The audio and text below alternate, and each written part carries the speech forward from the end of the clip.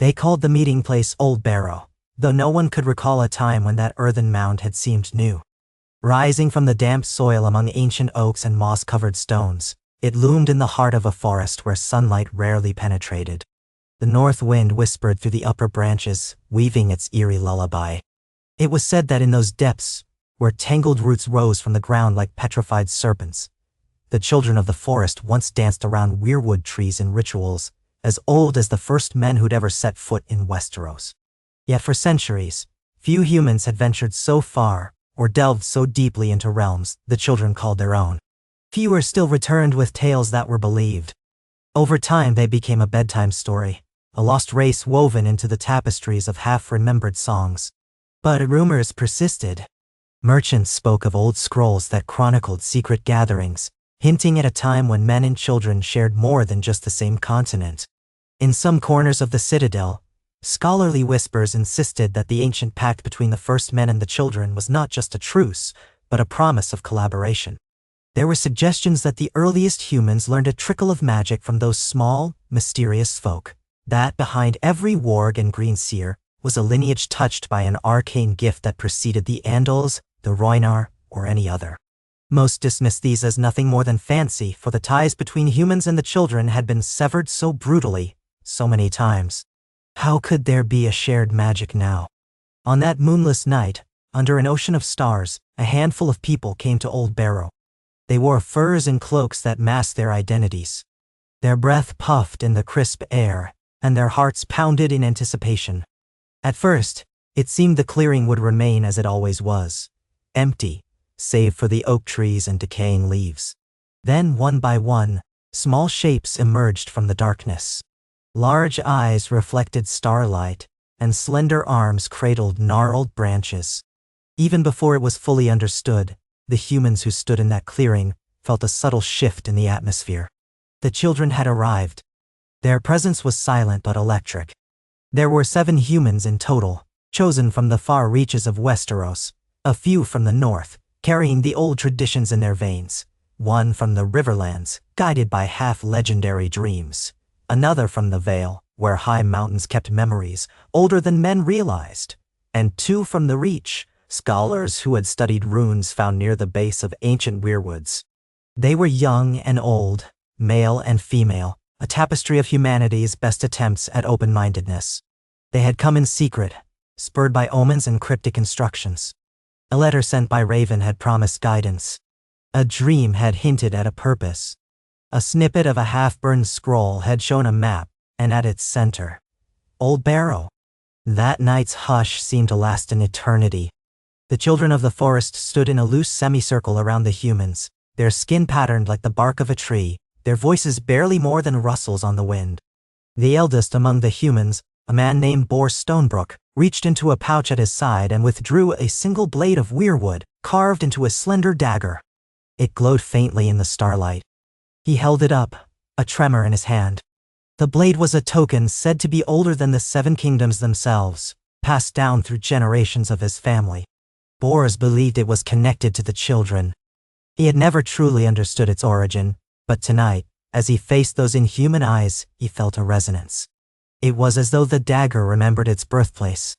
A voice like a breath of wind spoke in the humans' heads, though no lips moved. "We greet you," it said. "You carry the spark of the old pacts." The humans glanced at one another startled. A wave of awe and fear coursed through them.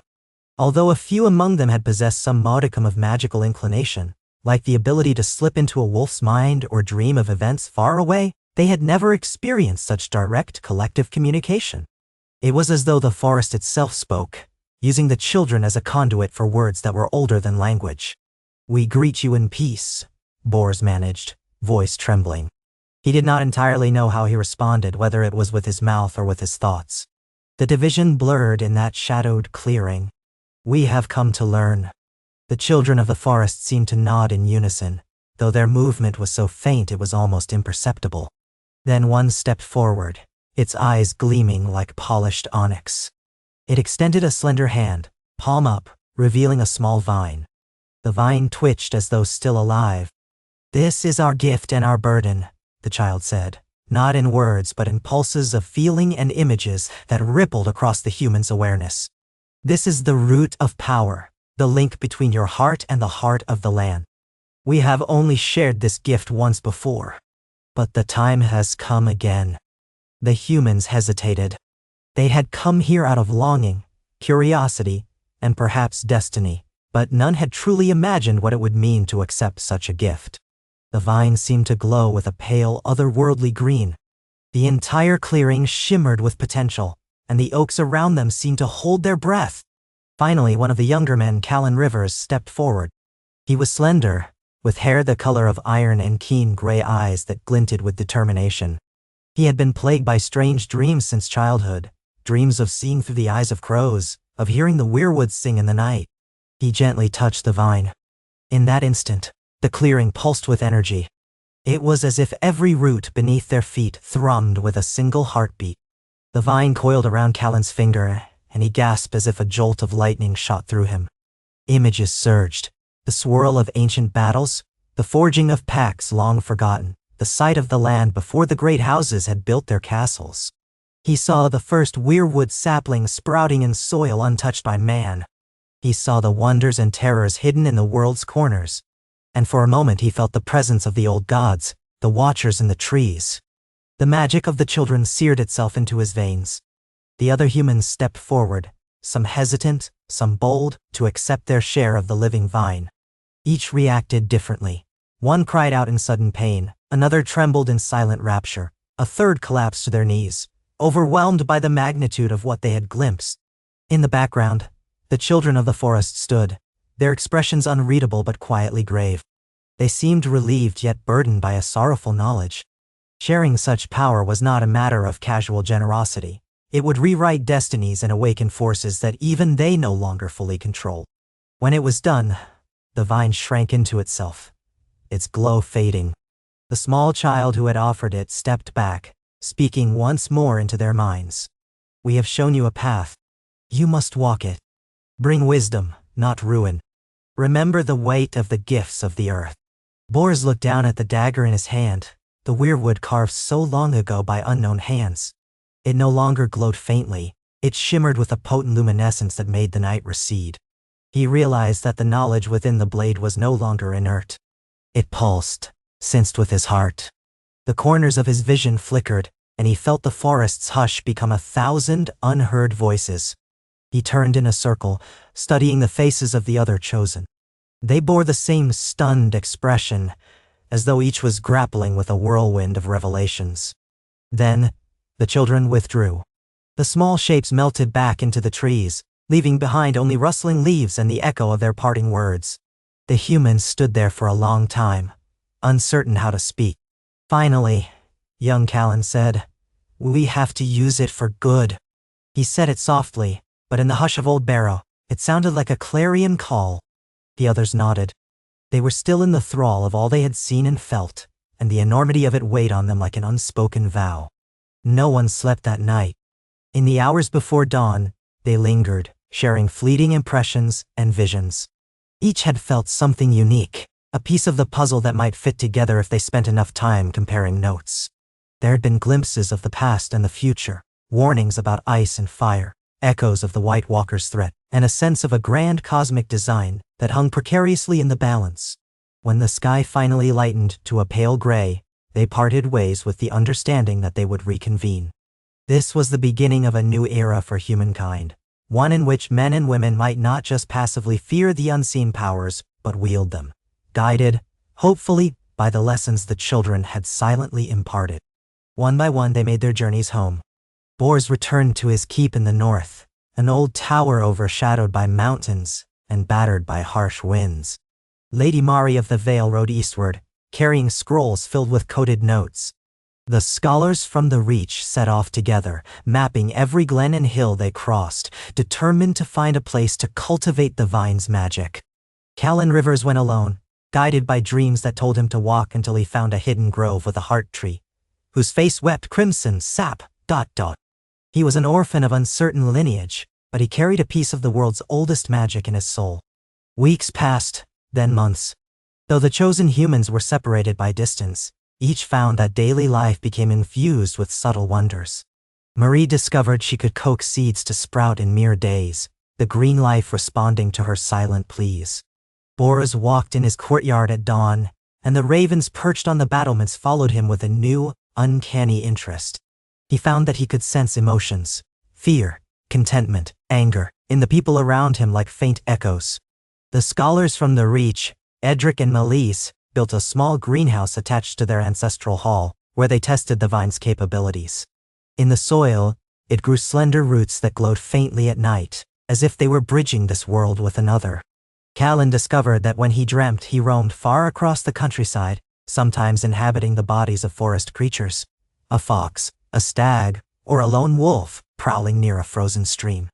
Upon waking, he retained fragments of what he saw. No one spoke of their experiences openly. They feared the reaction of lords and ladies who might see this gift as either a threat or a tool for power. Even in the Vale, Mari had to be cautious. She tested her newfound abilities in hidden corners of her domain, letting her retinue think her sudden horticultural successes were the result of cunning improvements in technique. Boris found himself plagued by the memory of the vine coiled around his finger, recalling the surge of ancient knowledge that told him, with this power, you could do so much. But did that include ruling through fear, or forging a new kingdom in the north? He did not want to walk the path of tyrants. Yet he had to wonder if others, upon learning of such power, would be able to resist the darker allure. The one who struggled most profoundly was Callan. His dreams were no longer just dreams. They were journeys, each time more vivid and more urgent. He saw glimpses of gatherings under the moonlit boughs of weirwood trees, heard the children's voices chanting wordless prayers, felt the ice-laden breath of shapes lurking in the far north beyond the wall. It was as if all the old tales converged in his head, demanding action. One night he dreamt of a face carved in a weirwood trunk that bled tears of red sap. Through its hollow eyes, he saw a vision of a winter so deep it choked out all warmth, of white shadows moving across a frozen battlefield. In the morning, his body trembled and his heart pounded like a war drum. He understood that he was not merely gifted with magic, he was called to a duty that might demand everything from him. And so, on a cold morning as the year was winding down, Callan made for the wall. He traveled on foot, relying on the generosity of inns and the hospitality of small folk, whose fields he occasionally blessed with a surreptitious touch of growth magic.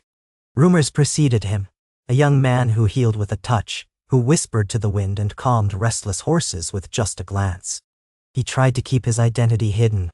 Still, travelers told stories around their fires, and though they didn't dare say sorcery, they whispered that perhaps the old gods walked with him. By the time Callan reached Castle Black, he was half frozen, wrapped in furs that stank of old horse sweat.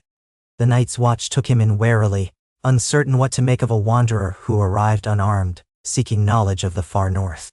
They fed him stew, offered him a place by the fire, and then demanded his story. He gave a version of the truth, that he'd been troubled by dreams of an ancient threat beyond the wall, and believed he needed to travel further. The Black brothers exchanged skeptical glances. Many a wanderer had come north chasing rumors or illusions. But there was something in Callan's eyes, a solemnity they could not easily dismiss. Perhaps it was the memory of old omens that prompted them to let him pass. So he went beyond the wall, accompanied by a single ranger named Tormund Lannister, not of the main Lannister line, but a distant cadet branch whose name carried faint prestige, even in the Watch. Tormund was curious and fearless, always eager for an adventure. They ventured into the frozen wilderness, the wind carving at their faces. Day by day, the vast solitude pressed in, and the nights brought with them a blanket of stars that seemed close enough to touch. Callan's dreams grew sharper, and he found that in these icy reaches, the line between dream and reality thinned. He could sometimes sense the presence of watchers, though he never saw them directly. Once he caught a flicker of small, delicate footprints in the snow, perhaps belonging to the children. Another time, he saw shadows from the corner of his eye that vanished if he turned too quickly. At length, they reached a grove of ancient weirwoods, their bark a glaring white against the endless snow. The largest tree had a face carved into it, its expression solemn and mournful. Red sap trickled like tears down the trunk, staining the bark in patterns that looked eerily like letters in an unknown script. Callan approached cautiously. He could feel the tree's power, the hum of a living thing older than kingdoms, older than the watchtowers or the lines of men who guarded them. Placing a hand on the trunk, he closed his eyes. A rush of images assailed him, a swirl of shapes in the storm, glimpses of the children whispering prophecies, and then the looming presence of something cold and merciless that sought to extinguish the warmth in all living creatures. When he opened his eyes, Tormund was staring, concern etched into his rugged face. "You've been standing there for over an hour," the ranger said quietly. Callan's knees were weak, his heart pounding. He slid to the snowy ground, exhaling a breath that misted before him. He said nothing but felt, deep inside, the confirmation of his fears. The White Walker's threat was real, and it was closer than most living men would ever dare to believe. Only a union of powers, of men and the ancient gifts of the children, could hope to hold back the oncoming darkness. Callan slept that night at the foot of the weirwood. In the hush of the winter forest, he dreamt of a future in which the land lay under an endless winter. But there was a spark of hope, a gathering of people who wielded magic awakened in them by the children's gift. He recognized some faces: Bors, Mari, Edric, Melissae, and others he did not know. They stood upon a field of snow, weaving spells that glimmered like green flame, while monstrous shapes retreated into the darkness. Then he saw the face of a child, eyes wet with tears, whispering, "You must gather them. You must unite." He woke, gasping, to find Tormund watching him.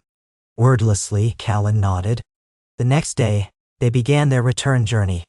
Their steps were slow, as if they both dreaded and accepted the mission laid upon them, to unite the corners of the realm, to gather those who had been touched by the magic of the children before it was too late. South of the Neck, in the warm reaches of the Reach, Edric and Melissae had been busy. Their greenhouse experiment had flourished unexpectedly. Under glass and sunlight, the vine gifted by the children had sprouted buds. These buds seemed to glow faintly at dusk, releasing spores that shimmered in the air. At first, they were alarmed. This was unknown territory, a magic-laced botany that could just as easily bring disaster as it could yield a miracle. But the vine's effects were gentle.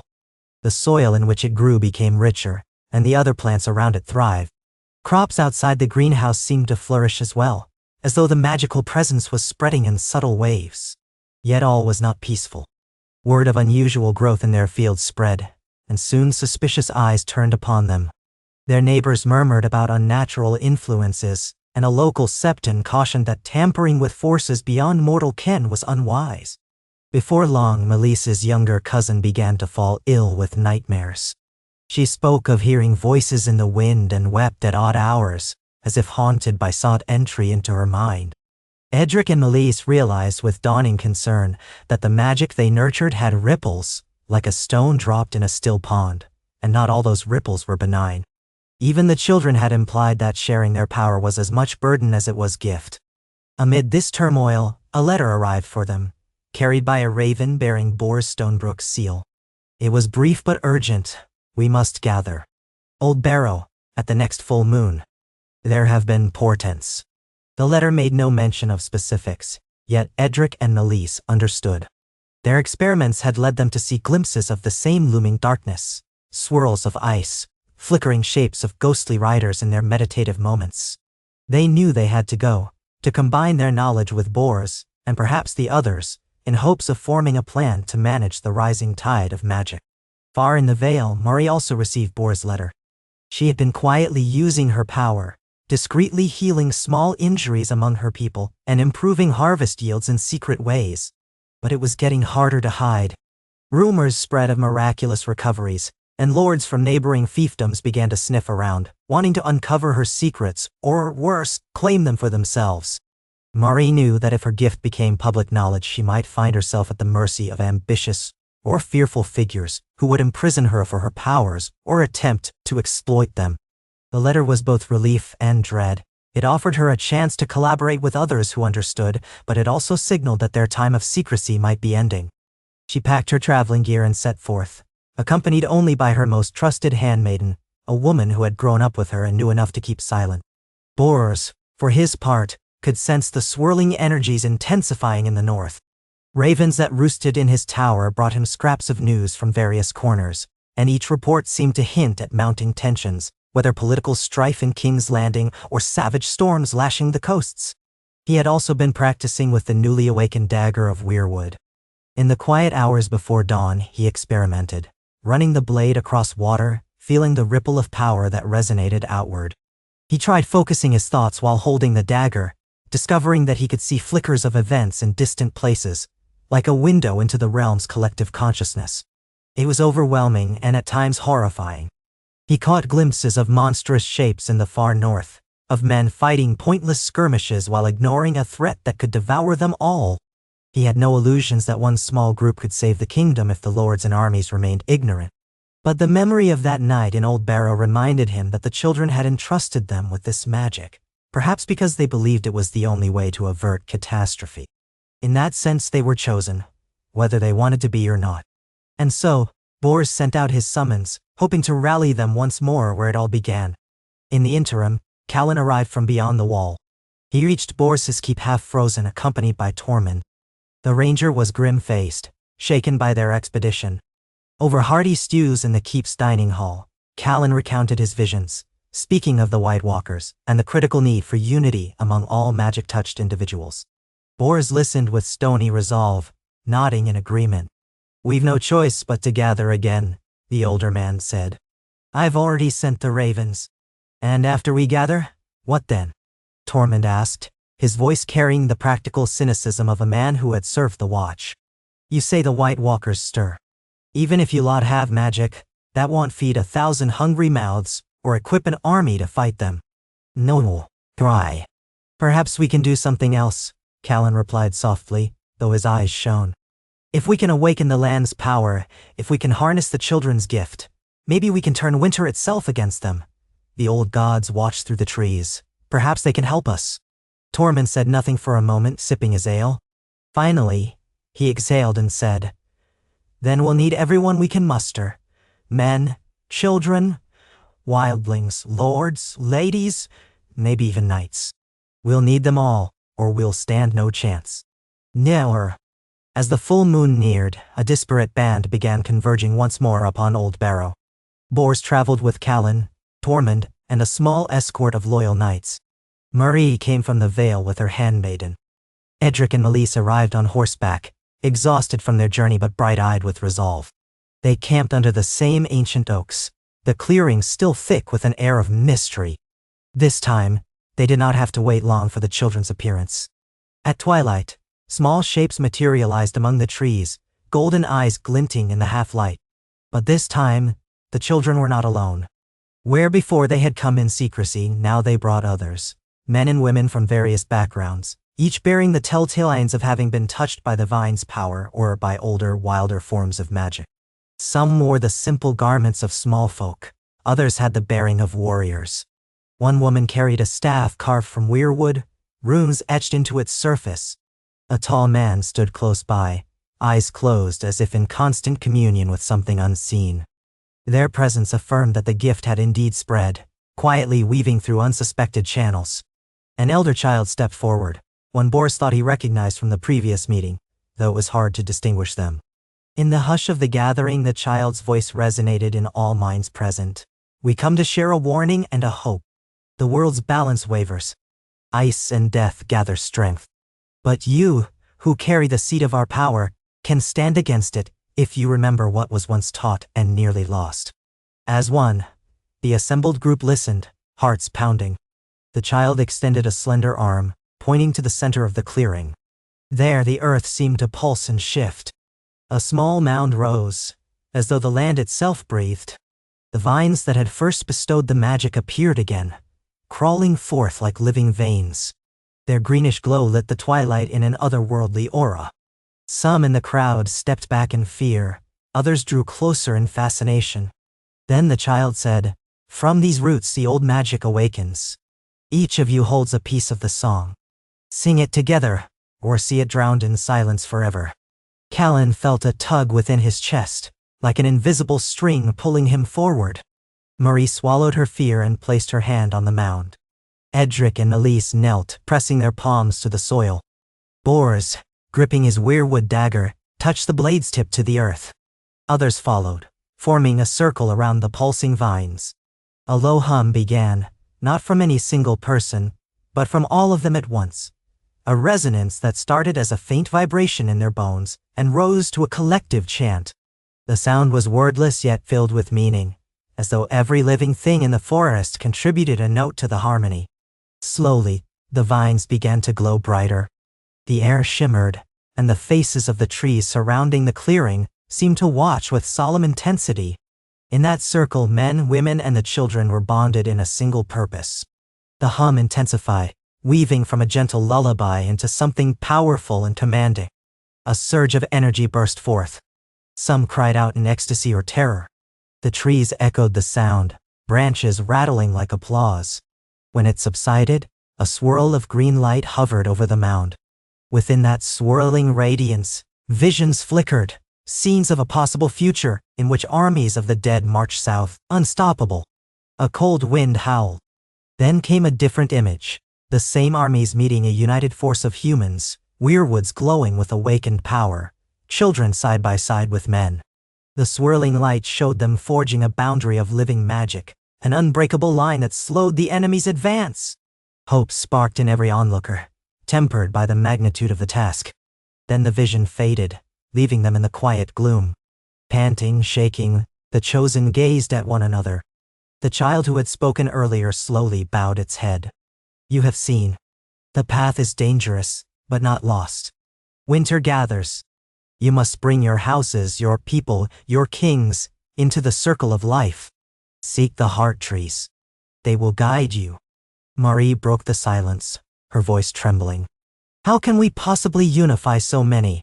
The great lords bicker for power, and the king sits on the Iron Throne dealing with petty squabbles. They will not listen to a handful of conjurers.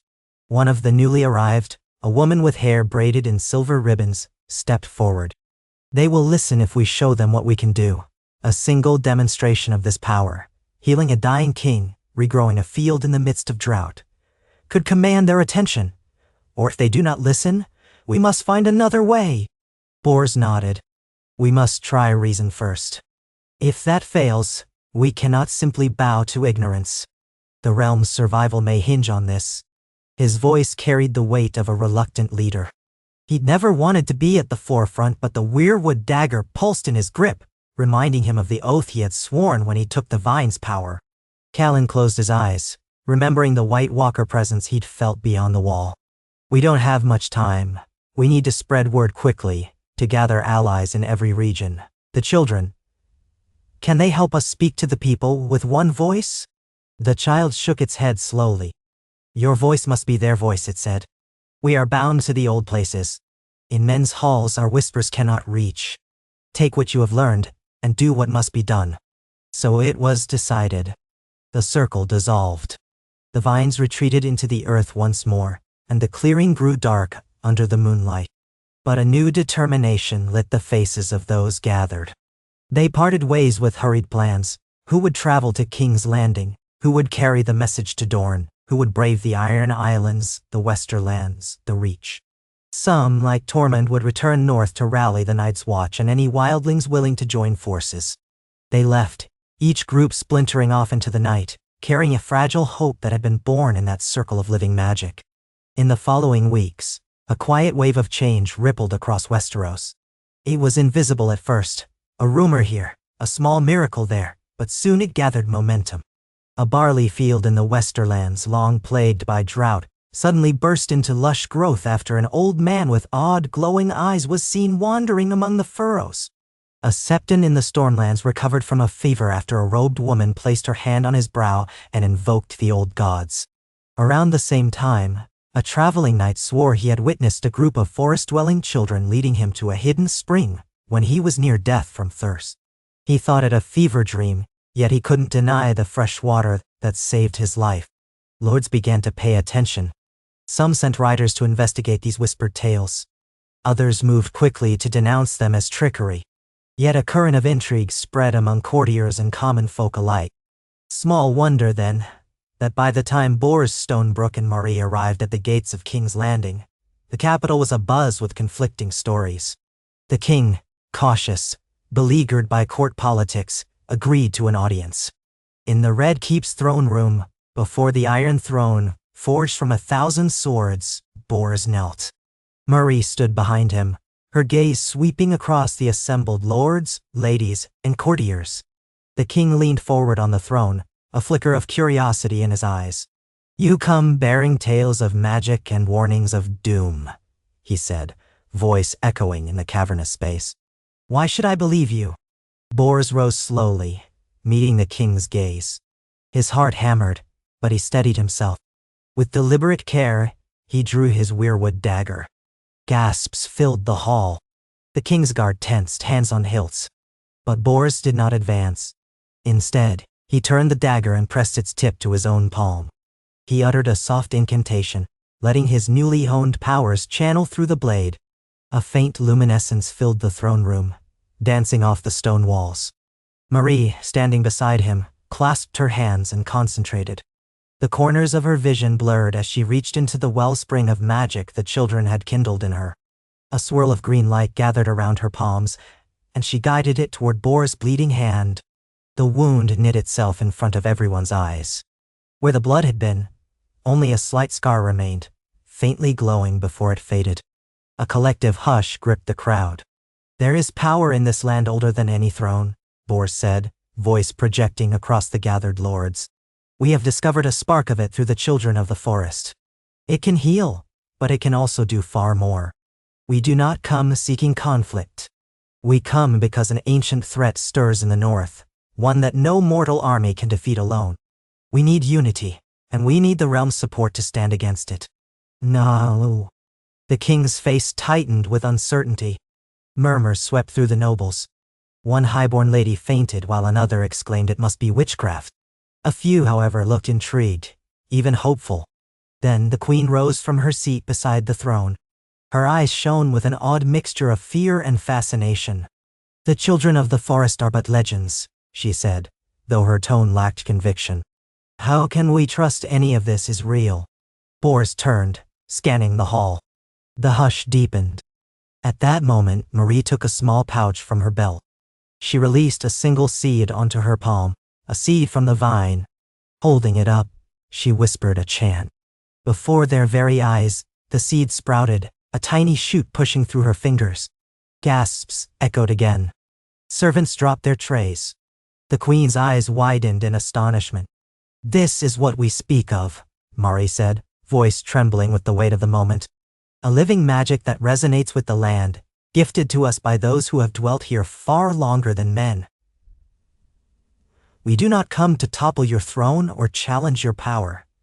We come to save it from a threat that has no interest in your sovereignty but in your annihilation." A stunned silence enveloped the throne room. Then the king made a subtle gesture.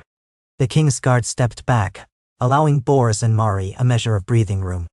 After a tense pause, the king leaned forward. "Summon my council," he ordered. "We must speak further on this." Word spread like wildfire through King's Landing. The king had witnessed a miracle. Rumors of magic and the children of the forest ignited fear and hope in equal measure. Those with knowledge of the old gods whispered that prophecies were being fulfilled. Those who feared the unknown muttered darkly about curses and demanded the king denounce such heresy. But for now, the king's curiosity and caution won out, and Bors and Marie were granted a place in the Red Keep, albeit under close watch. Messengers were sent to the citadel, and ravens flew in every direction, summoning lords to come and witness. The seeds of unity were being planted, but no one yet knew if they would blossom or wither. Meanwhile, Callan worked tirelessly in the north, forging alliances between the Night's Watch, the Wildlings, and scattered northern lords who still kept faith with the old gods. He traveled from one holdfast to another, demonstrating small acts of magic that both awed and unsettled local chieftains. Some embraced the power as a sign of the old gods' favor, while others viewed it with suspicion, mindful of the destructive sorceries rumored to lie in the distant east. Yet Callan's sincerity and the unearthly quiet presence of Tormund, who vouched for having seen the frozen horrors beyond the wall, won over many of them. Bit by bit, a fragile coalition formed, prepared to defend the north if the rumors of White Walkers proved true. Edric and Meleese found themselves traveling to Dorne, drawn by a dream that suggested a hidden weirwood grove near the Red Mountains. They discovered, to their astonishment, that even in the sun-scorched sands, traces of the children's magic lingered in quiet canyons. A reclusive group of Dornish mystics welcomed them, sharing half-forgotten legends of a time when the children wandered the entire continent. These mystics, too, had begun to manifest unusual abilities, attributing them to the resurgence of old powers across the land. Edric and Meleese could sense the truth in their words. The magic was spreading, weaving through the corners of Westeros like an invisible tapestry. It was up to them to guide it wisely.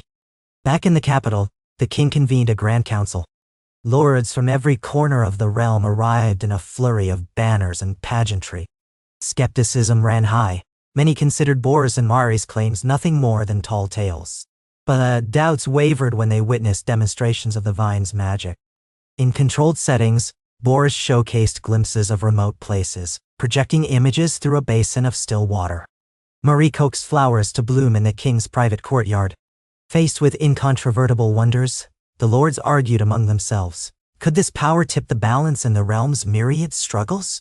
What if it fell into the wrong hands? Or was it truly the key to stopping a threat that might be far greater than their petty feuds? Amid the bickering, a voice rose. Sir Harold Swan, an older knight with deep lines etched into his face. If there truly is a threat in the north, we must rally as one, he said, leaning heavily on his sword. We've fought each other long enough. We have little to lose by investigating these claims. If the White Walkers do not exist, we lose only time. But if they do, and we do nothing, we lose everything. Windy Hannes. The king, shifting on the Iron Throne, cast a wary glance at his queen and his hand. After a tense silence, he declared, "We shall send envoys to the north, armed with the best swords and the sharpest minds. They will see for themselves if there is truth to these rumors of an oncoming winter beyond the natural cycle. And if they find evidence, then I shall consider forging an alliance of all the realm's forces to stand against it." It was a partial victory. Bors and Mari knew time was of the essence, and the king's caution threatened to cost precious days, perhaps weeks. But for now, it was the best they could secure. They and their allies redoubled their efforts. Quietly, they worked to awaken more individuals who showed latent potential for magic. These men and women became the realm's hidden defenders, learning to manipulate the land's energies in preparation for a conflict that most still refused to believe was real. Weeks turned to months. A hush fell over the north as the cold deepened, and the winds carried the promise of snow earlier than usual. Strange sightings were reported, travelers vanishing, wildlings fleeing south, whispers of dead men walking. The king's envoys, upon reaching the wall, sent ravens confirming that unsettling omens were indeed present. Alarmed, the king accelerated his plans, calling banners from every region. Skeptics still grumbled, but the crown had committed itself. Troops began marching north, forming a makeshift line of defense. Meanwhile, at strategic locations across Westeros, small groups of magic wielders, trained by those first touched by the children's vine, began erecting protective wards. They did so quietly, often under the cover of night, inscribing runes into ancient stones, chanting invocations at the roots of weirwoods. The effect was subtle, but it spread like a web of invisible lines across the map, linking certain strongholds to the land's latent power. These wards wouldn't stop an army, but they could slow it, weaken it, especially if that army was of an unnatural sort. And still, the children watched from the deep forests. Occasionally, they appeared to guide or to warn, but more often they remained unseen.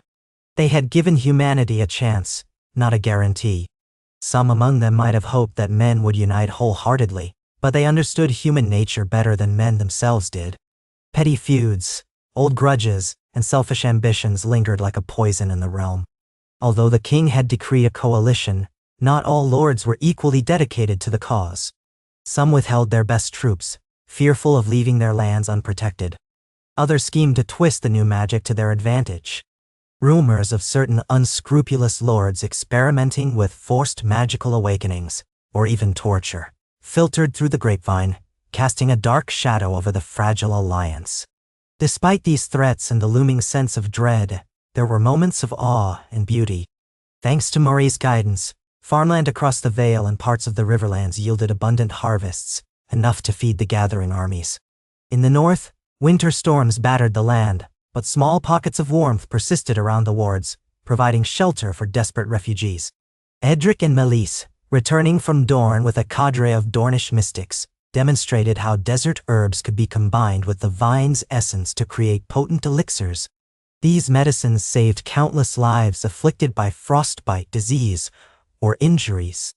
Gradually, a sense of purpose bound together people who had once been strangers, northerners and southerners, knights and wildlings, all eyeing one another warily but standing under the same banner of survival.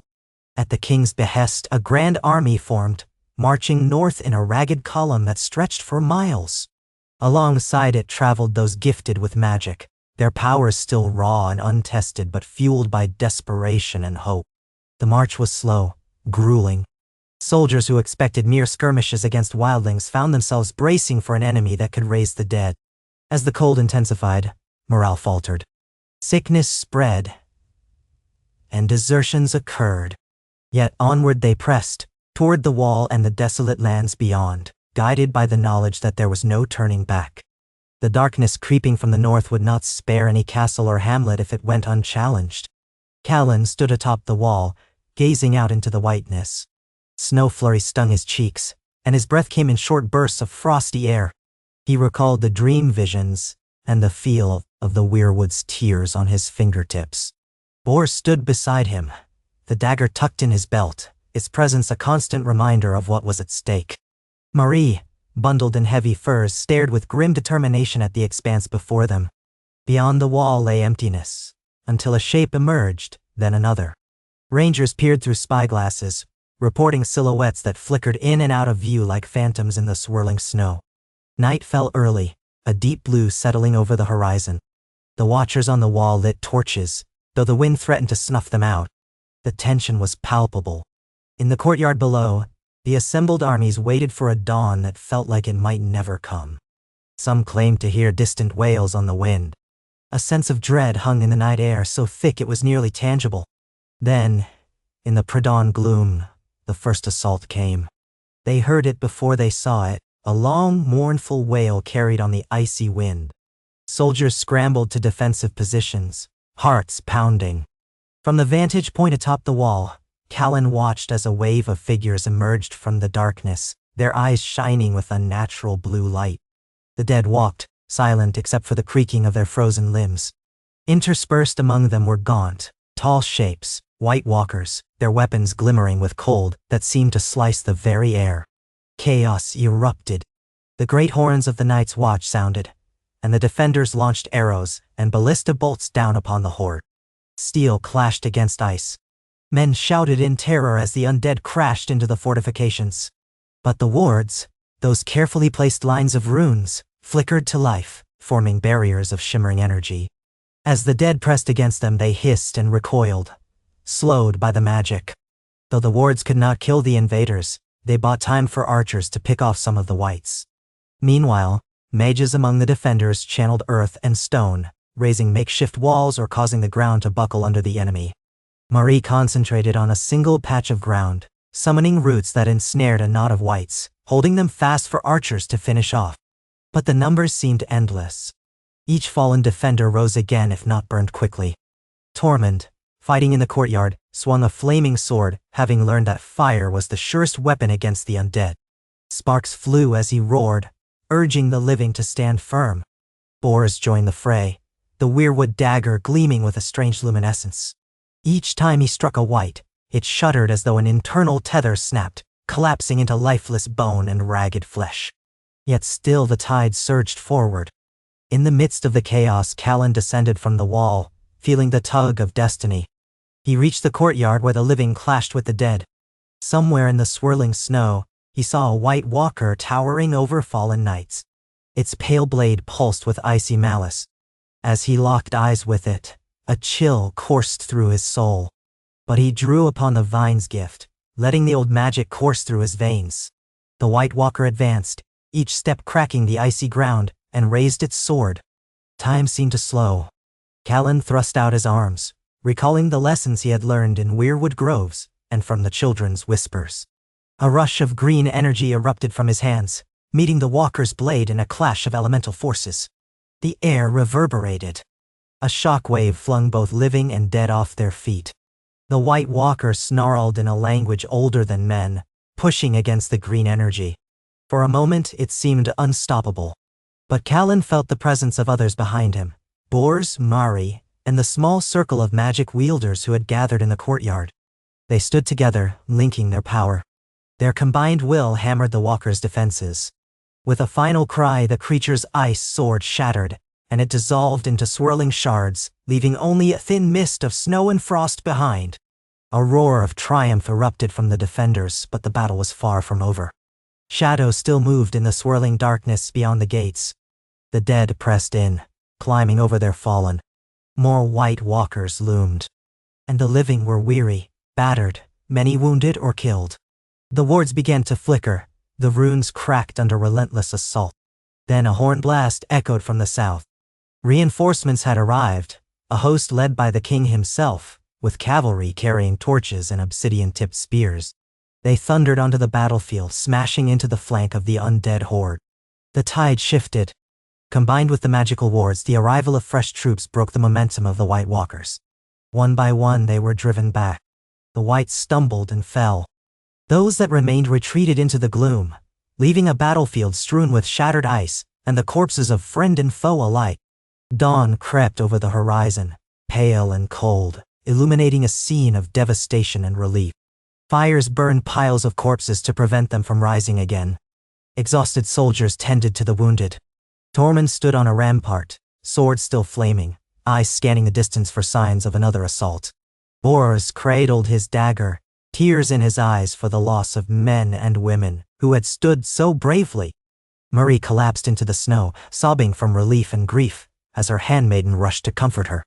Callan stood in the courtyard, battered and numb. The king approached him, dismounting from a wary horse. Their eyes met, and the king removed his helmet, revealing a face lined with shock and sorrow. This was only the first, the king muttered. They are not gone. Callan nodded, voice a rasp. We've shown we can stand against them, but it will take everything we have, every sword, every ounce of magic, every bit of faith. There can be no more doubt. The king surveyed the carnage, then turned to the living, to the watchers on the wall, to the north itself. Then we fight as one, he declared, loud enough for nearby survivors to hear. We stand together, or we perish. And as that cold sun rose, its light skimming over snowdrifts tinged red with blood, a fragile hope emerged. The old magic of the children pulsed through the land, awakened in human hearts. Though the dead might come again, and they surely would, humanity had answered the challenge. Across Westeros, men and women, lords and peasants, knights and wildlings, harnessed powers they had never known. For the first time in countless generations, the old gods and the new seemed to stand hand in hand, forging a unity that neither winter nor death could easily break. In the silent forests, the children watched with a measured sadness and a faint glow of pride. They had risked sharing their magic, uncertain of mankind's worthiness. Now, as the icy threat loomed ever closer, they saw men rise to the occasion, bound by necessity and a shared destiny. Perhaps, they thought, this was always how it was meant to be. Perhaps the old songs had prophesied not just despair and ruin, but a new age where the gifts of the children and the will of humankind intertwined like the roots of a mighty weirwood, steadfast against the raging storms of winter. The battle was won, but the war had only just begun. Still, in that first victory, a glimmer of promise shone, a testament that when guided by hope, unity, and the ancient magic that flowed from the earth, even the darkest night could yield to a new dawn. And so they braced for the long night, together, with hearts aflame and powers awakened, ready to defend the realm against the encroaching shadows. If the children of the forest had once been alone in their mystical guardianship of the land, they were alone no longer. Men had joined them at last, in the dance of magic and survival, carrying torches of green flame into the heart of oncoming winter.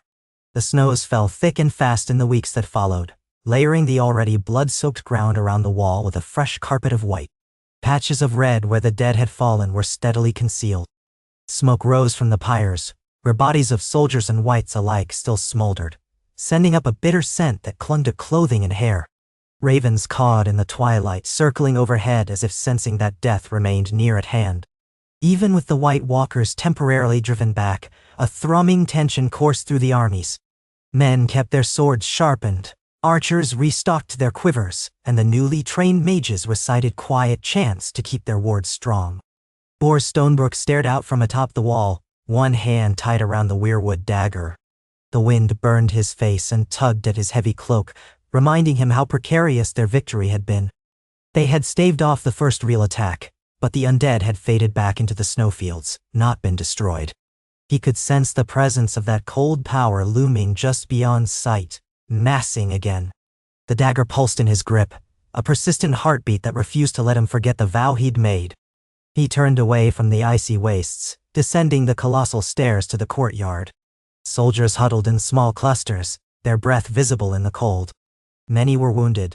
Some stared blankly, haunted by the memory of reanimated corpses clawing at them. Among them, Bors saw a handful of healers, those gifted with the children's magic, moving from man to man, easing pain or whispering incantations to close gashes. It was a small mercy in this bleak place. Callan Rivers and Tormund were helping the Night's Watch set up additional defenses near the battered gates. When Bors approached, Tormund's fierce expression eased slightly, though he still looked worn. His once bright eyes were underscored by dark circles from too many nights spent on alert. Beside him, Callan tried to steady a young soldier who was trembling uncontrollably. The boy, barely old enough to grow a beard, had survived a White's attack but had lost a brother in the melee. Bors knelt to the boy's level, placing a hand on his shoulder. "We'll hold this line," Bors said in a low, reassuring voice. "We beat them back once. We'll do it again." The boy glanced up, tears freezing at the corners of his eyes. "They were dead," he whispered, as if stating it out loud might make it real all over again. "And they kept coming. I tried to cut one down, but it rose again. I've never seen anything like that." Bors offered a faint, weary smile. "None of us truly have," he replied. "Not on this scale, but you're still here. Your courage helped us survive the night. You'll need it again when the sun sets tomorrow." The boy swallowed hard and nodded, attempting to steady himself. Callan squeezed his shoulder and gently urged him to return to his unit. Once the young soldier was gone, Tormund blew out a long breath. "You're good at that," Tormund said, addressing Bors. "I'm not much for comforting words. The men see me with a flaming sword and just assume I'm mad." Bors managed a shaky grin. "Sometimes a flaming sword is comfort enough." He paused, glancing toward Callan. The younger man looked drained, as though the effort of channeling that great surge of magic had left him hollow. "How are you holding up?" Callan shook his head. "Tired, but it's more than that. I can still feel them out there, those things. I sense when they move in the darkness, like a great undertow of cold thought. It's not exactly language, but it's a presence. They'll be back." "No doubt," Bors agreed. "But the king arrived in time, and so did the wards we placed. It works. That proves we can fight them. We can push back." "Nay, Callan took a shaky breath. "It won't be enough." He hesitated, glancing around as if wary of who might overhear. "I've dreamed again. The White Walkers are not just mindless creatures. There's a will behind them. Something older and far more dangerous. We haven't broken that will. We've merely given it pause." Tormund shifted his grip on his sword hilt. "Then we use the pause wisely. Build more wards, call more men. We do what we must." Before Bors could reply, a horn blasted from the ramparts. All three men tensed, hearts lurching, until they realized this was not the call of an attack. It was the short, sharp note signaling the arrival of new allies. They hurried to the top of the wall, leaning over the edge. Through the swirling snow, they saw a column of riders making their way toward Castle Black. Pennants snapped in the wind. At the head of the column, wearing thick furs, rode the king himself, flanked by the queen and members of the king's guard. Word spread quickly, and the gates opened to admit the royal party. Soldiers parted to let them pass, bowing or kneeling where they could. The king surveyed the damage to the fortress, his features grim. The queen's face was drawn and pale. She held the reins of her horse tightly, as though trying to project composure despite the horrors that surrounded them. The king dismounted and spoke quietly with several knights before beckoning Bors, Callan, and Tormund closer. "You three," he said. "Walk with me." His voice was heavy, carrying the weight of responsibility more keenly than before. He led them into the courtyard, the queen trailing behind with cautious interest. Once they were out of the wind, the king turned, scanning their expressions. "We rode through the night to reach you," he said. "We feared the worst. How many casualties?" "Too many," Boris replied softly. "Hundreds. More are wounded." He did not bother to cloak the truth. The king had seen the piles of burning corpses himself. The king set his jaw. "I've ordered the rest of the royal army to fortify the last hearth and other strategic points. Winterfell is gathering forces as well. We have lords from as far as the Westerland sending troops north, albeit slowly. But I need to know if these wards in your magic can protect us on a larger front. Can we establish a defensive line beyond the wall? Do we have time to build it?" "Not again." Callan shook his head. "We're not sure. The wards can be extended, but each one requires someone with a strong connection to the gift. It takes time and energy, and the stronger the ward, the more vulnerable the caster becomes afterward. A line of wards across miles of terrain. It's possible in theory, but we'd need many more mages."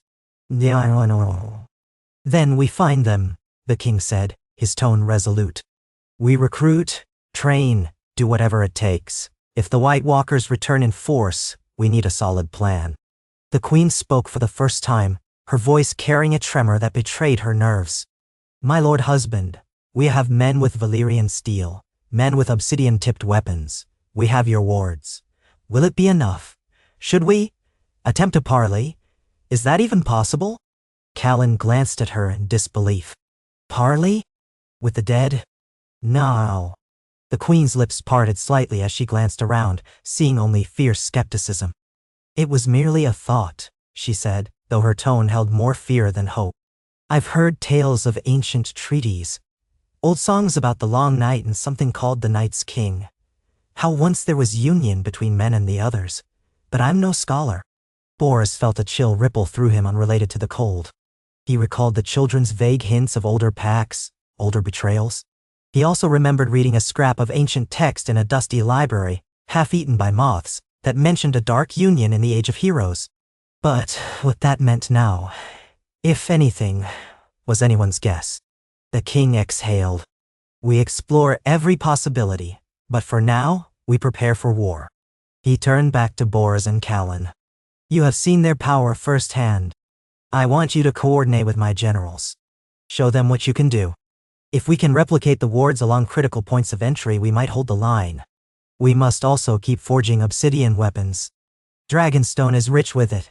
I've dispatched ships to bring as much as possible. Valyrian steel is scarce, but we'll arm the best fighters with it." "No. Tormund stepped forward, half bowing in a gesture of respect he rarely displayed. "Your Grace, I'll guide scouting parties north of the wall. We need to know if the White Walkers are massing. We can't wait for them to surprise us again." The king nodded. "Do it. Take the Night's Watch Rangers and any volunteers you trust. If we see them coming before they're on us, it could save thousands of lives." He dismissed them, and the group dispersed to their tasks. Boris and Callan soon found themselves deep in discussion with the king's strategists, a cluster of grizzled knights, maesters, and newly arrived lords. Maps were spread on rickety wooden tables, stones placed to represent armies, wards, and enemy forces. Cries for hot wine and food echoed through the corridors. They worked around the clock, marking routes for supply lines, deciding where to place reserves, and finding the best vantage points for the newly trained mages to establish protective spells. The next day, at dawn, Tormund led a band of rangers beyond the wall. The gates groaned open, and the party set forth into the cold wilderness. Snowdrifts rose waist-high, slowing their progress. Overhead, thin gray clouds filtered the meager winter sunlight. Silence reigned, broken only by the crunch of boots and the distant caw of ravens. Despite the stealth and vigilance of the rangers, an unsettling feeling stalked them, the sense that something watched from behind snow-covered ridges. They traveled for 2 days, venturing into places where the wind howled like a dirge. On the third night, while camped near a frozen stream, Tormund and his second-in-command, a seasoned ranger named Halmar, spotted flickers of movement under moonlight. Shapes glided between the skeletal trees. Tormund ordered no torches lit. The rangers hunkered down, bracing for what might come. After a tense hour, the shapes vanished into the darkness again, leaving behind an ominous hush. Nobody slept easy. At dawn, the rangers discovered tracks. Slender footprints, too small and delicate for men. Tormund knelt, running his gloved fingers over them. He had seen children of the forest footprints before, though rarely so far north. But these felt different, elongated, with a swirl-like pattern in the impressions. He stared at them, perplexed, until Hallmar pointed ahead. More footprints converged from different directions, meeting as though around a central point, before scattering again. There was no indication of a struggle, no sign of the dead. Tormund's brow furrowed, and he felt a tremor of foreboding. The children were stirring, but to what end? They pressed on. By midday they glimpsed a faint flicker on the horizon, like a shimmer of icy mist. As they drew closer, they realized it was not a trick of the light, but a literal wall of white frost, swirling with unnatural cold. A barrier conjured by the White Walkers? Tormund ordered a cautious approach. The rangers advanced, hearts pounding. The temperature dropped drastically as they neared, and frost crusted their beards and eyelashes. Finally, one of them, a wildling scout named Magra, tried to step through. She managed only a few feet before staggering back, her face pale with shock. "It's like knives in my skin," she whispered. "No, worse. It's like something's draining the warmth right out of me." Tormund tested it himself, gingerly extending his hand. The cold was beyond natural. It bit into his flesh, even through the fur gloves. The White Walkers had raised a magical barrier of their own, as though sealing off a region deep in the far north. Or perhaps corralling something. Tormund felt uneasy. If they could do this, could they bring such cold deeper into Westeros? He grit his teeth, motioning his scouts to withdraw.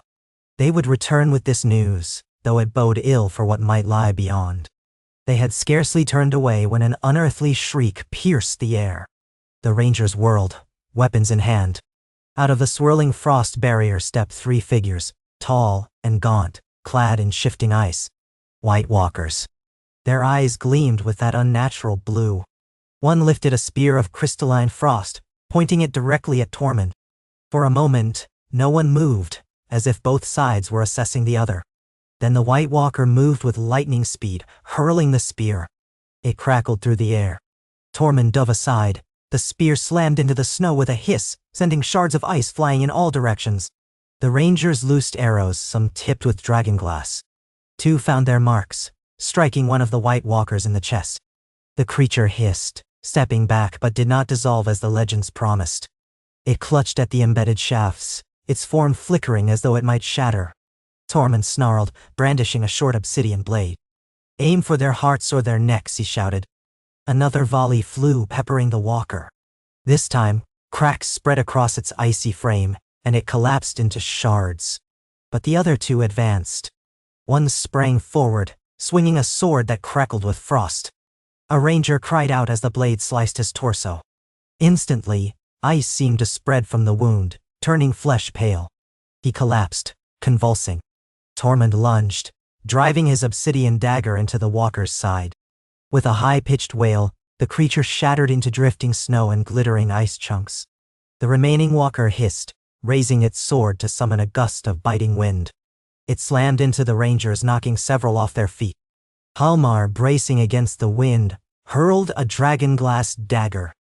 The blade caught the walker's throat, and it too disintegrated in a swirl of frost. Panting, Tormund and the survivors checked their injuries. 2 rangers lay dead, their bodies already showing signs of unnatural frost creeping through their veins. Grief had no time to settle. Tormund gestured for the others to torch the fallen, both friend and foe, to prevent them from rising again. As a pyre was hastily built, Tormund stared back at the swirling frost barrier. 3 White Walkers had emerged from it, but there could be more within. If the entire undead host lingered there, brewing some kind of storm, they were all in peril. They retreated south immediately, driving themselves hard through the snow, pushing their mounts and their own bodies to the limit. 2 more died on the return journey when an unseen terror stalked them at night. Those who remained stumbled back to Castle Black at last, half frozen, eyes haunted, bearing the grim news of a new form of White Walker magic. By the time Tormund relayed this discovery to Bors, Callan, and the king, The fortress was already teeming with fresh troops. Banner after banner had arrived. Baratheon, Stark, Tully, Lannister, Tyrell. Some came with thousands of men, others with mere handfuls. Even the proud Greyjoys of the Iron Islands sent a contingent, though few in number and surly in demeanor. Overcrowding plagued Castle Black, and tensions ran high. Men who had warred against each other only a few years prior now camped side by side, suspicious glances exchanged over campfires. But the knowledge of the undead threat overshadowed old grudges, if only barely. Tormund's account sparked alarm in every council meeting. The White Walkers were forging enclaves of lethal cold, strongholds behind which they could mass their armies, presumably safe from direct assault. To break such a barrier would require powerful magic or a coordinated assault by a significant force, risking heavy losses. The king's advisors debated options endlessly, with some pressing for a full-scale offensive while others insisted on waiting for more mages to be trained. Bors grew increasingly frustrated with the indecision. Each day that passed felt like a lost opportunity, time for the White Walkers to grow stronger. He pushed for swift action, pointing to the wards they had used in the last battle as proof that magic could tip the balance.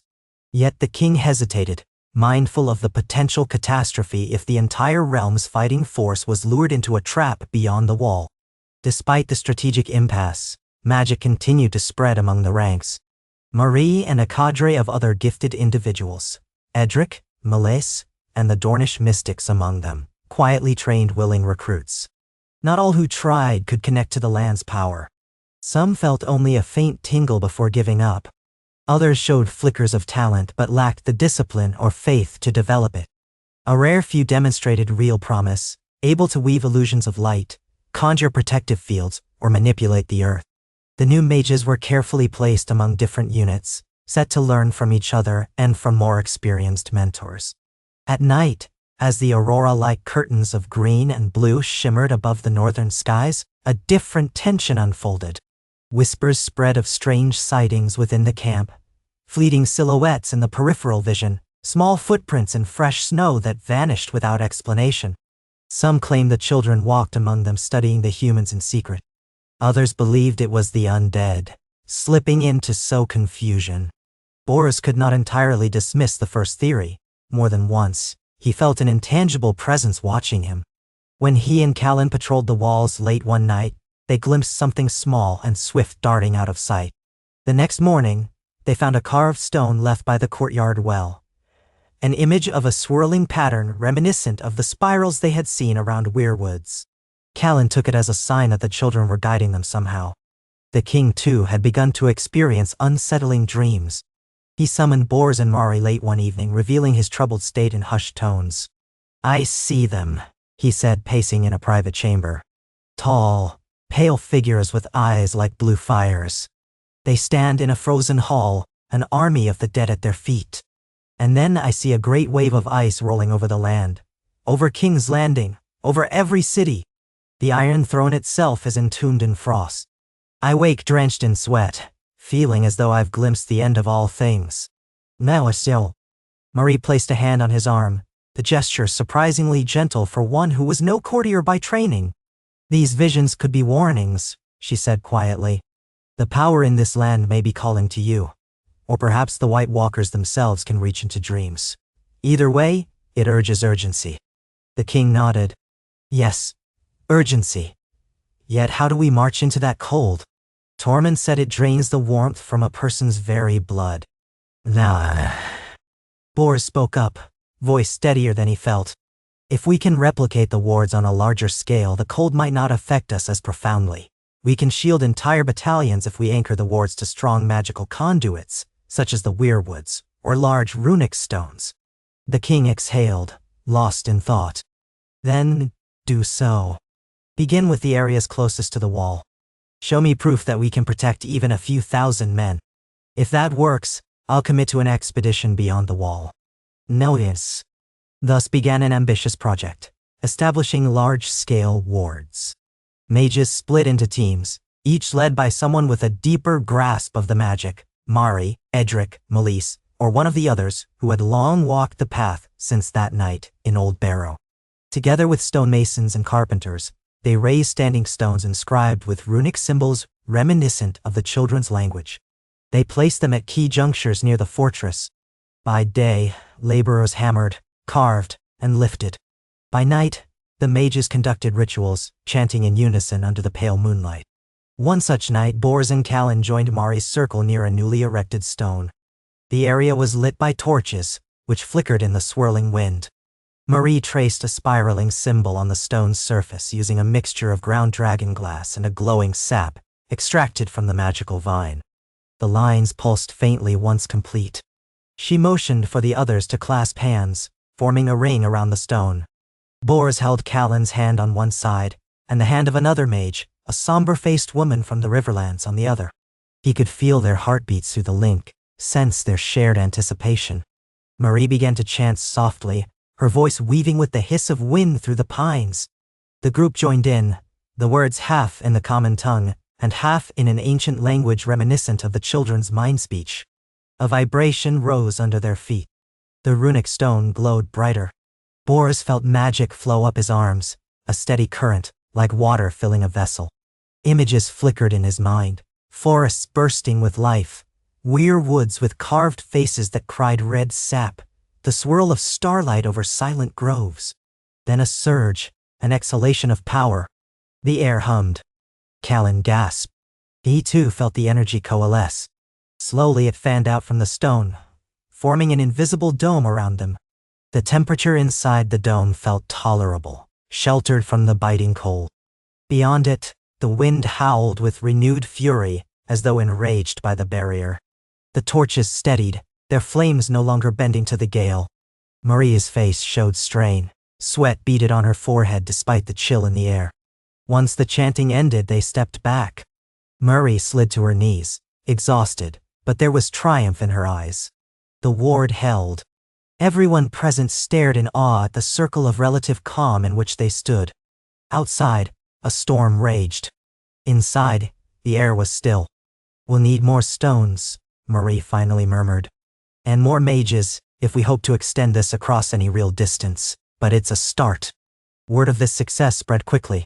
Soldiers and lords alike came to witness the miracle of warm pockets in the midst of the near-Arctic climate. The king ordered more stones raised near Eastwatch by the sea and the Shadow Tower, aiming to create safe corridors along which armies could move. The logistics were daunting, hauling massive stones, protecting the laborers from undead attacks. But the realm had never been so united in purpose, however uneasy the alliances might be. Meanwhile, Edric and Melise continued their work developing new means to harness the vine's essence. In the relative warmth of Castle Black's old library, augmented by carefully placed wards, they pored over ancient scrolls that maesters had brought from the citadel. With them labored an older maester, a stooped man named Gadaron, who had dedicated his life to researching legends of the Long Night. Together, they deciphered fragments of runic text describing a primal synergy between certain types of runes and living plants. One particularly intriguing passage spoke of a living wall of briars and thorns, grown from seeds fed by the earth's hidden flame. It was cryptic, but Edric latched onto the idea. If they could grow massive barriers of enchanted flora, similar to the way Mari coaxed plants to life, perhaps they could slow or even snare undead hordes. It would be no substitute for actual wards or an army, but it might provide a crucial defensive advantage. Testing this theory involved a great deal of trial and error. Melise ventured into the courtyard, accompanied by volunteers who provided their own magical energy. They scattered seeds soaked in a solution of vine sap and dragon glass dust, then chanted. At first, the seeds merely sprouted quickly, producing robust tangles of ordinary brambles. Over time, however, the brambles grew unnaturally tall and thick, forming what could only be described as living barricades. Their thorns were razor-sharp, glistening with an eerie sheen. When a curious soldier touched one with his bare hand, he yelped in pain as a mild jolt of energy coursed up his arm. The next phase was testing whether these bramble walls would affect undead creatures. By dark fortune, patrols often brought back solitary wights captured in net traps. Under heavy guard, they dragged a thrashing wight toward the brambles and pushed it forward with long spears. The moment the wight touched the enchanted thorns, it recoiled violently. Sparks of greenish light flickered. Then, the wight collapsed, no longer animated, as though whatever necromantic force powered it had been severed. A collective exhale swept through the onlookers. They quickly burned the remains, of course, but the test was a success. Edric and Melise exchanged awed glances. They had discovered a new weapon, though it remained to be seen how practical it would be on a large scale. Yet, every tool counted in this desperate struggle. Such discoveries energized the Allied forces, even as the ever-present threat of another attack loomed. The king held court in the old common hall of Castle Black, meeting daily with knights, lords, and mages. The queen, though visibly uneasy in these austere surroundings, tried to project confidence. She oversaw matters of provisioning and morale, using her charm to soothe disputes among rival bannermen. Occasionally, Bors or Callan observed her going off on solitary rides along the ramparts, her eyes distant. Perhaps she wrestled with her own nightmares of ice entombing the realm. At length the king reached a decision. They would launch a significant expedition beyond the wall, guided by Tormund and his knowledge of the terrain, with the aim of confronting the White Walkers at or near the rumored ice barrier. The plan was fraught with peril. Venturing into that cold stronghold could result in disaster. Yet they could not wait indefinitely for the White Walkers to strike on their own terms. With enough wards and the bramble walls to protect their flanks, perhaps they might deal a crippling blow, or at least learn more about the enemy's power. The old spymaster, once half forgotten in King's Landing, quietly warned that such an adventure might be exactly what the enemy wanted. But the king found the alternative, inaction, equally dangerous. So an army began to assemble north of Castle Black. 10,000 men from various houses, 300 mounted knights, and a contingent of mages, fewer than 100 in number, but each one bearing some portion of the gift. Accompanying them were siege engineers equipped with dragonglass-laden trebuchets, blacksmiths who maintained the weapons, and even a small company of healers adept at using the vines, sap-based potions. On the eve of their march, Bors wandered through the camp, heart heavy yet resolved. He found Marie near one of the wardstones, taking inventory of her supplies. He noticed how the toil of the past months had changed her. She seemed older, though not in years. A new gravity marked her eyes. She gave him a faint smile when he approached. "We're truly doing this." "It seems so," he said softly, glancing around at the restless campfires. "Are you ready?" "As ready as any of us can be," she replied. "Every time I close my eyes, I see the faces of the dead from that first battle." She paused, rolling her shoulders as though trying to shake off the memory. "But I also see the children in my dreams, urging us on. I think they want us to go north. We may learn something vital out there." "Now they're lost."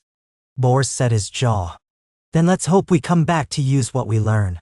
He gently touched the weirwood dagger at his belt. "We fight for all the living, but sometimes I wonder if we even know how to wield this magic properly." She nodded, acknowledging his doubts. "We learn by doing, Bors. The children gave us a spark, but they didn't promise we'd wield it without struggle." Nearby, Callan sat on a fallen timber, gazing into the flames of a torch as though seeking visions in the light. Bors and Marie walked over, and Callan rose. "I've dreamt again," he said quietly, voice strained. "I saw a great cavern of ice, deeper than any keep. Inside it, there was a throne of frozen crystal, and a figure sat upon it. I couldn't see the figure's face, only its eyes burning blue like twin stars. Around it, an army of silent wights, thousands upon thousands." I heard a voice in my head. "Come to me." A chill coursed through Bors. "A trap," he said. "Or a summons." Marie swallowed, the torchlight playing across her features. "Either way, we have to find out what it means. If the White Walkers have some kind of leadership, a central mind, then maybe striking at that core could disrupt all of them. Or maybe it's more complicated." She paused, sighing. "We won't know until we go." At sunrise, the expedition set forth. Sentries remained along the wall, of course, and a reserve force stayed at Castle Black in case the White Walkers tried flanking maneuvers. The main column trudged into the snowy wastes, guided by Tormund's scouts. Wards anchored by standing stones were set up at each camp, giving the army pockets of warmth amid the biting wind. Siege engineers hauled their contraptions on massive sleds. War horns sounded intermittently, echoing across the empty tundra. The first few days were uneventful. A gloom hung over the land, and the sky stayed a perpetually overcast gray. Eerie silence pervaded, broken only by the trudge of boots and the creak of wagons. Soldiers grumbled, more from unease than any real discomfort. Those who had survived the last battle knew the true horror that awaited if the undead struck. On the third day, one of Tormund's forward scouts returned in a panic, reporting that he had seen a wide swath of the land covered in bodies, frozen men and women, some in armor, some in rags, as though from different times and places.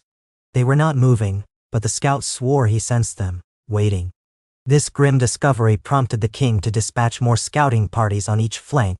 Still they pressed on. The bramble walls had grown well in the pockets of wards around their temporary camps each night, forming small defensive perimeters.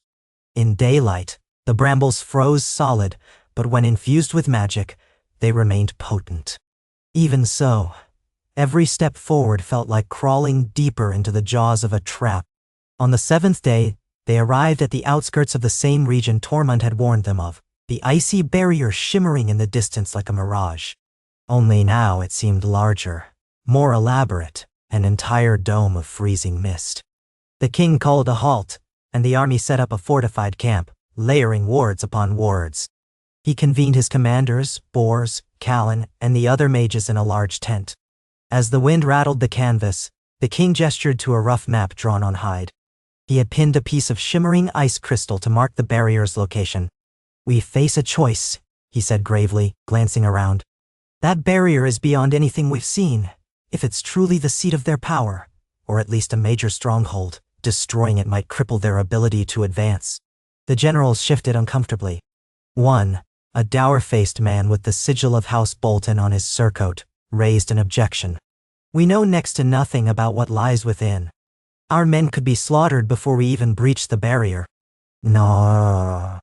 Another, from House Baratheon, added, "Yet if we do nothing, we might allow them all the time in the world to amass an unstoppable force." Marie exchanged a glance with Bors. They both knew the wards they'd created could potentially counteract some of the barrier's cold magic, but breaching it on such a large scale was untested. She cleared her throat. "If we plant a series of standing stones in a circle around their dome, it might weaken their hold on the cold.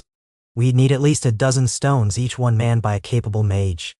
And we'd have to protect them during the battle." A murmur rippled through the tent. Protecting a dozen separate points was a logistical nightmare on an open field, especially against wights that could appear from all angles. Yet the king's expression darkened with the resolve of one who saw no alternative. "Let's do it," he said. "We position our heaviest infantry in a ring to defend those stones. Archers and siege engines behind them. Cavalry, in reserve. The bramble walls might help form a perimeter if the mages can grow them quickly. Then we try to breach the dome. If we succeed, we push in. If we fail," he let the words hang, and a grim silence followed. No one spoke the obvious. If they failed, all might be lost. Preparations began at once. That night, they moved carefully across the snowy plain, setting each standing stone under cover of darkness, using wards to shield them from the biting cold. Marie, Edric, Melise, and the other lead mages each took a group of apprentices to one stone. Bors and Callan joined Mari's circle at the stone closest to what they believed was the barrier's focal point. Soldiers built bramble walls around these positions as quickly as the mages could grow them. Torchlight flickered across metal, and the hush carried a collective heartbeat of fear. Dawn crept over the horizon, pale and ghostly. The king, mounted on a thick-coated warhorse, surveyed the lines. Even from a distance, one could see the dome of swirling frost, like an immense storm cloud anchored to the ground. The wind whipped fiercely, as though the land itself wanted to drive the intruders away. Bors stood near Mariah's stone, feeling the weirwood dagger pulse at his hip. He drew in slow, steady breaths. All around him, men clenched their weapons, their faces set in grim lines. A horn sounded. The formation advanced, each standing stone flanked by a wedge of infantry. Archers followed, arrowheads gleaming with obsidian. The king led from the center, knights of the Kingsguard at his side, including a woman with a stern gaze who wore white armor tinted by the faint light of dawn. Their horses snorted clouds of vapor, hooves crunching through crusted snow. When they were within a bowshot of the barrier, the mages began chanting. A coordinated hum arose from all sides, weaving through the air as if echoing the deep currents of magic that the children had once nurtured. Light rippled along the carved runes. The bramble walls, stunted from the freezing temperature, suddenly surged taller, forming a jagged hedge that curved around the army's front and flanks. At first, nothing happened to the barrier. It stood resolute, swirling with frigid mist that flickered like ghostly auroras. But as the chanting intensified, the air around the standing stones took on a faint shimmer. Sparks of greenish light danced across the snow. In a startling rush, a plume of energy shot from each stone, converging in the sky overhead. The ground shook. The swirling frost dome wavered. At its edges, cracks appeared, letting blasts of wind and snow spiral outward. Soldiers raised shields to block the sudden gusts. A portion of the dome quivered, then collapsed in a whirl of icy shards, revealing a glimpse of the land beyond, a stark plain littered with icy crags. The reaction was immediate. Shrieks and moans filled the air as undead poured forth through the opening. Pale corpses in tattered armor, half-rotten wildlings, even old knights watched deserters in black tatters. They came at a dead run, limbs jerking unnaturally. Some brandished weapons of rusted metal or shards of ice. Arrows flew from the human lines, cutting down dozens. Siege engines launched pots of flaming pitch combined with dragonglass shards. Explosions of heat and burning fragments rained upon the horde. Limbs broke off, torsos shattered. Yet for each wight destroyed, more emerged, clambering over the fallen. Their collective moan was like a wind roaring through a crypt. The king bellowed orders, and infantry surged forward to meet the wave. Steel clashed with ice. Screams tore through the air. The mages held formation around the stones, guarded by the bramble walls. Boris could scarcely believe the sheer number of undead. His vantage let him see an unending tide, spreading out in all directions like a swarm of ants. Callan's face had gone white. Still, the younger man focused on the chant, intensifying his link to the standing stone. Beside him, Mari wove gestures with her hands, guiding arcs of greenish energy into the swirling sky.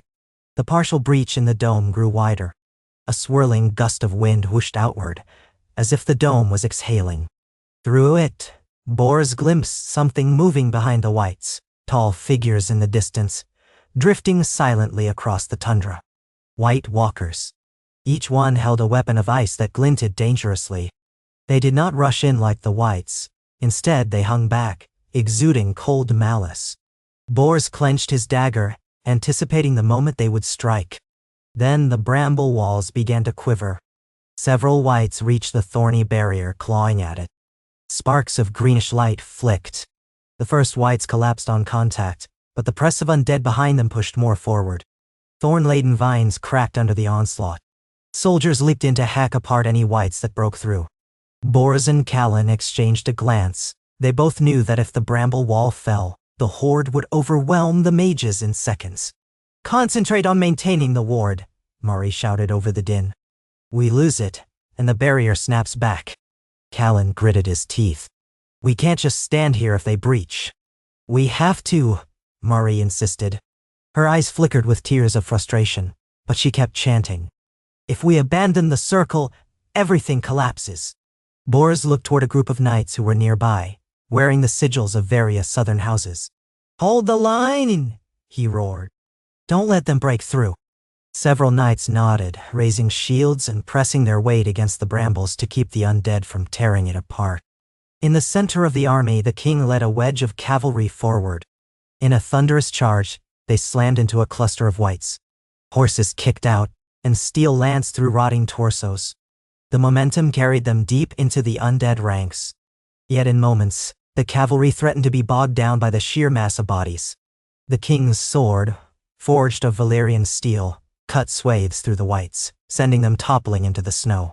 But more rose around him, clawing at the horses' flanks. Some knights were dragged from their saddles, screams lost in the cacophony. Then came a piercing shriek from the sky above. Heads snapped upward in terror and awe. A great shape, winged and dark, descended with a roar. At first, some soldiers cried, "Dragon!" but no flame burst forth. Instead, it was something else, a monstrous bird-like creature, cloaked in feathers of pale silver. As it swooped lower, Bors realized it bore riders, slender forms with eyes that glinted gold. The children. They had come. The creature screeched again, unleashing a gust of air so cold that it froze entire ranks of whites in place, turning them into icy statues. The next moment, the creature soared higher, banking away from a volley of spears hurled by white walkers. A hush fell for a few seconds as everyone registered this intervention. Then the battle raged again. The whites attacked relentlessly, stepping over their frozen brethren. The children, riding that strange beast, swooped in a second time, releasing a storm of glittering shards that fell upon the undead like hail. Wherever the shards struck, whites collapsed. Yet the white walkers were beginning to stir, leveling their icy weapons. As the creature soared overhead, a white walker threw a lance of ice that grazed one of the children riders, eliciting a shrill cry. The beast wailed, flapping unsteadily before disappearing back into the swirling white sky. "They've joined us," Callan breathed in wonder, his chant faltering for a heartbeat. "I never dreamed." "Keep chanting," Marie snapped, recalling him to the dire necessity. Bors resumed focusing on the standing stone, feeling the resonance of the circle. He willed the barrier to keep collapsing. The partial opening in the dome had widened considerably, enough to reveal the ragged plain within, a labyrinth of jagged ice spires and swirling mists. Shadows flickered among them, tall and silent. He sensed a presence, something that tugged at his mind, whispering in the old language. It felt almost like an invitation. Then, the ground quaked. Under the swirling dome, a section of ice parted, and out strode the figure from Callan's dream, or so it seemed. Towering above even the other white walkers, it wore shards of ice like a crown. Its eyes glowed with a luminous blue that burned colder than any winter. A hush spread through both armies, as if the land itself paused in dread. The thing raised its hand and a surge of polar wind rushed forward, slamming into the human lines. Soldiers were knocked off their feet. The bramble walls groaned under the onslaught. Some vines tore loose. Bors felt the ward stone shudder beneath his hand. Pain lanced through his temples as though the cold was drilling into his skull. Murray cried out, sinking to one knee. Callan bit down on his lip until it bled, straining to keep the channel of magic open. More white walkers advanced behind the crowned figure. Their weapons glinted with lethal brilliance. Whites renewed their assault in frenzied waves, as though spurred on by their master's presence. The ring of swords around each standing stone shrank perilously. At Marie's stone, the brambles were now half collapsed, leaving gaps through which whites poked rotting limbs. Knights and soldiers fought savagely, forming a tight cordon, but they were being pushed back step by step. A desperate urgency welled in Bors. If that cold, crowned being got close enough, it might unravel all their wards with a single gesture. Summoning his courage, he turned to Mari and Callan. "We have to strike it directly." "We can't leave the circle," Mari groaned, sweat mixing with tears on her face. "We lose the ward if we break the link." Callan locked eyes with Bors. "I can go. I'll carry the magic within me if you both maintain the circle." I think that's what the dreams wanted." "Nay." Bors swallowed hard. "We can't do this without you. The circle is strong enough," Callan interrupted, voice shaking but resolute. "The vine's power in me can hold a channel for a little while. I'll try to weaken that thing. You keep focusing. Don't let the barrier reform." Murray protested. "Callan, that's suicide." He shook his head, a grim smile twisting his lips. "I've seen it in my dreams. If I don't try, we all die anyway." Before they could stop him, Callan stepped away from the stone. A violent shudder passed through the circle. The chant faltered. Marie and Bors redoubled their efforts, pushing their magic outward to fill the gap. The stone glowed brighter, stabilizing, but both could feel the strain. Their circle was now short one crucial link. If Callan took too long, everything would unravel. Callan stumbled through the battered bramble wall, aided by knights who parted to let him pass. On the other side, whites lurched forward, and he dodged a swinging sword of ice. Summoning a spark of magic, he pushed outward with his hand. A flash of greenish light disintegrated the white, clearing a path. Step by agonized step, he advanced through the chaos. Arrows whizzed overhead, Siege engines launched flaming rounds, and the king's cavalry regrouped for another charge. In the swirling confusion, Callan locked his gaze on the crowned figure, which stood at the center of the tumult, orchestrating the dead like a conductor leading an orchestra of horror. Each step nearer felt like wading into a freezing lake that rose above his waist, threatening to drag him under. The cold coiled around his limbs, slowing him. Frost crystals formed on his eyelashes. He fought the sensation, mustering every ounce of the children's gift. He saw the tall figure turn its head, as though recognizing his approach. Those glacial eyes focused on him with a terrible intelligence. A voice echoed in his mind, not in words but in a sensation of infinite chill. He sensed curiosity, disdain, and a faint undercurrent of something else. Memory? Callan raised his hands. He could barely feel them, so numbed were they by the cold. Still, he called upon the images of Weirwood's, old Barrow, the vine coiling around his finger, the surge of unity he'd felt. The air around him crackled with green sparks, forming a corona of energy that danced across his arms and shoulders. He focused that energy into a single lance of power aimed at the crowned figure. A lash of light erupted, so bright it forced men, wights, and even white walkers to shield their eyes. Thunder boomed in the clouded sky. For an instant, the crowned figure staggered, its icy armor riddled with cracks. A hideous shriek resonated across the plain. Wights nearby collapsed like puppets with severed strings. Hope surged in Callan's chest. He pressed forward, pouring more of his soul into that lance of light. But then the figure lifted an arm.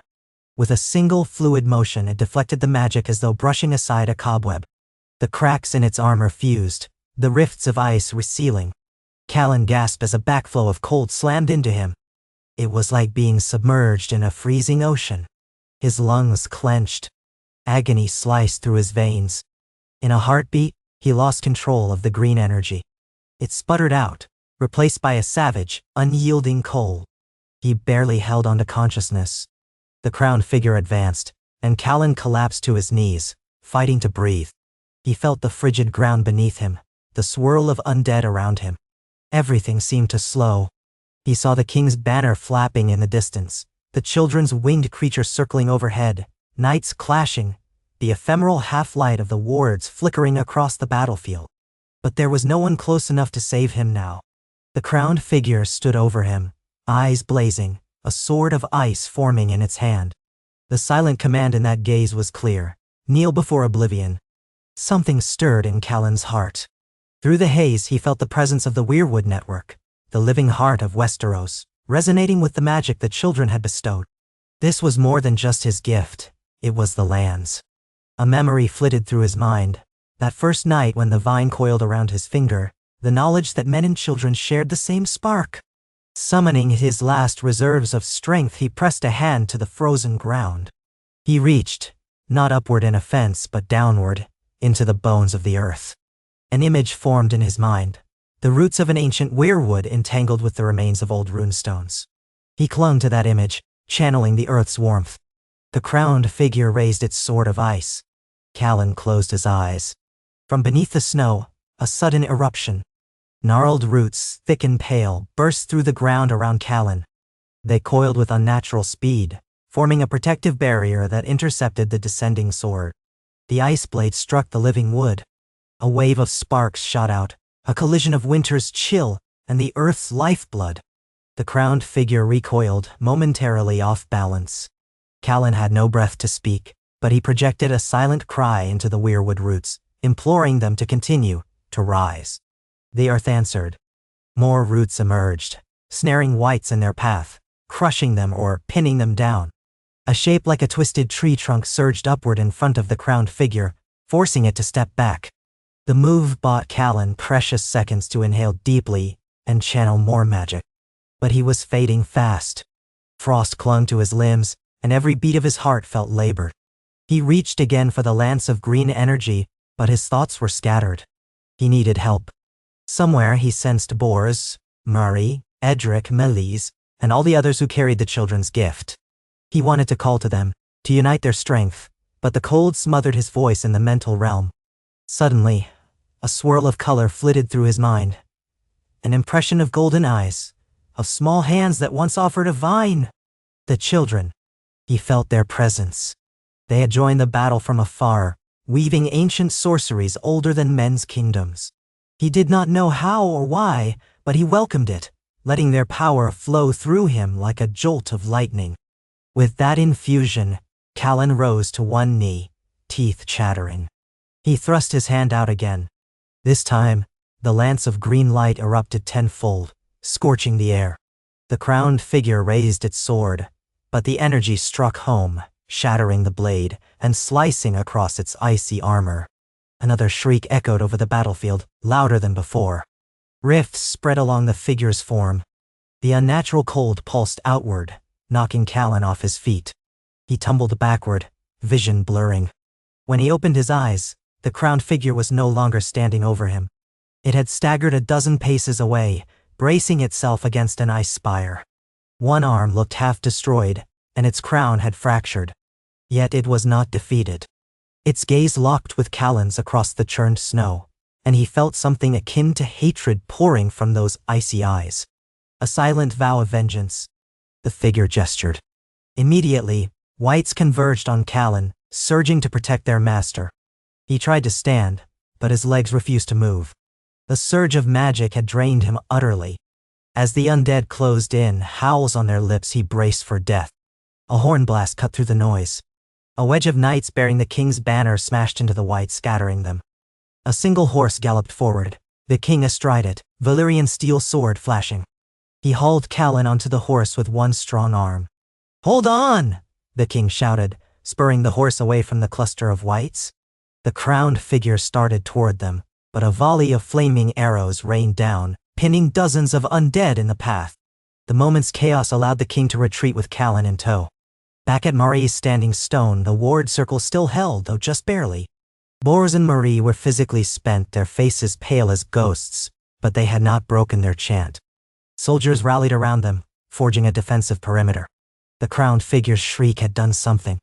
The swirling frost dome began to destabilize, ripples of cold contracting in on themselves. Parts of the dome collapsed. Other sections reformed as if trying to seal away the White Walkers from the outside world.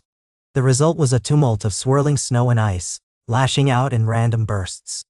In a final effort, the king ordered his archers and siege engines to concentrate fire on the tall White Walkers that lurked behind the crowned one. Projectiles rained in, while the children's winged creature returned, battered but still alive, unleashing blasts of freezing wind that turned entire ranks of whites to ice sculptures, which then shattered. Through the howling gale, Bors saw the crowned figure sink to one knee, encased in half-formed ice as it tried to regenerate.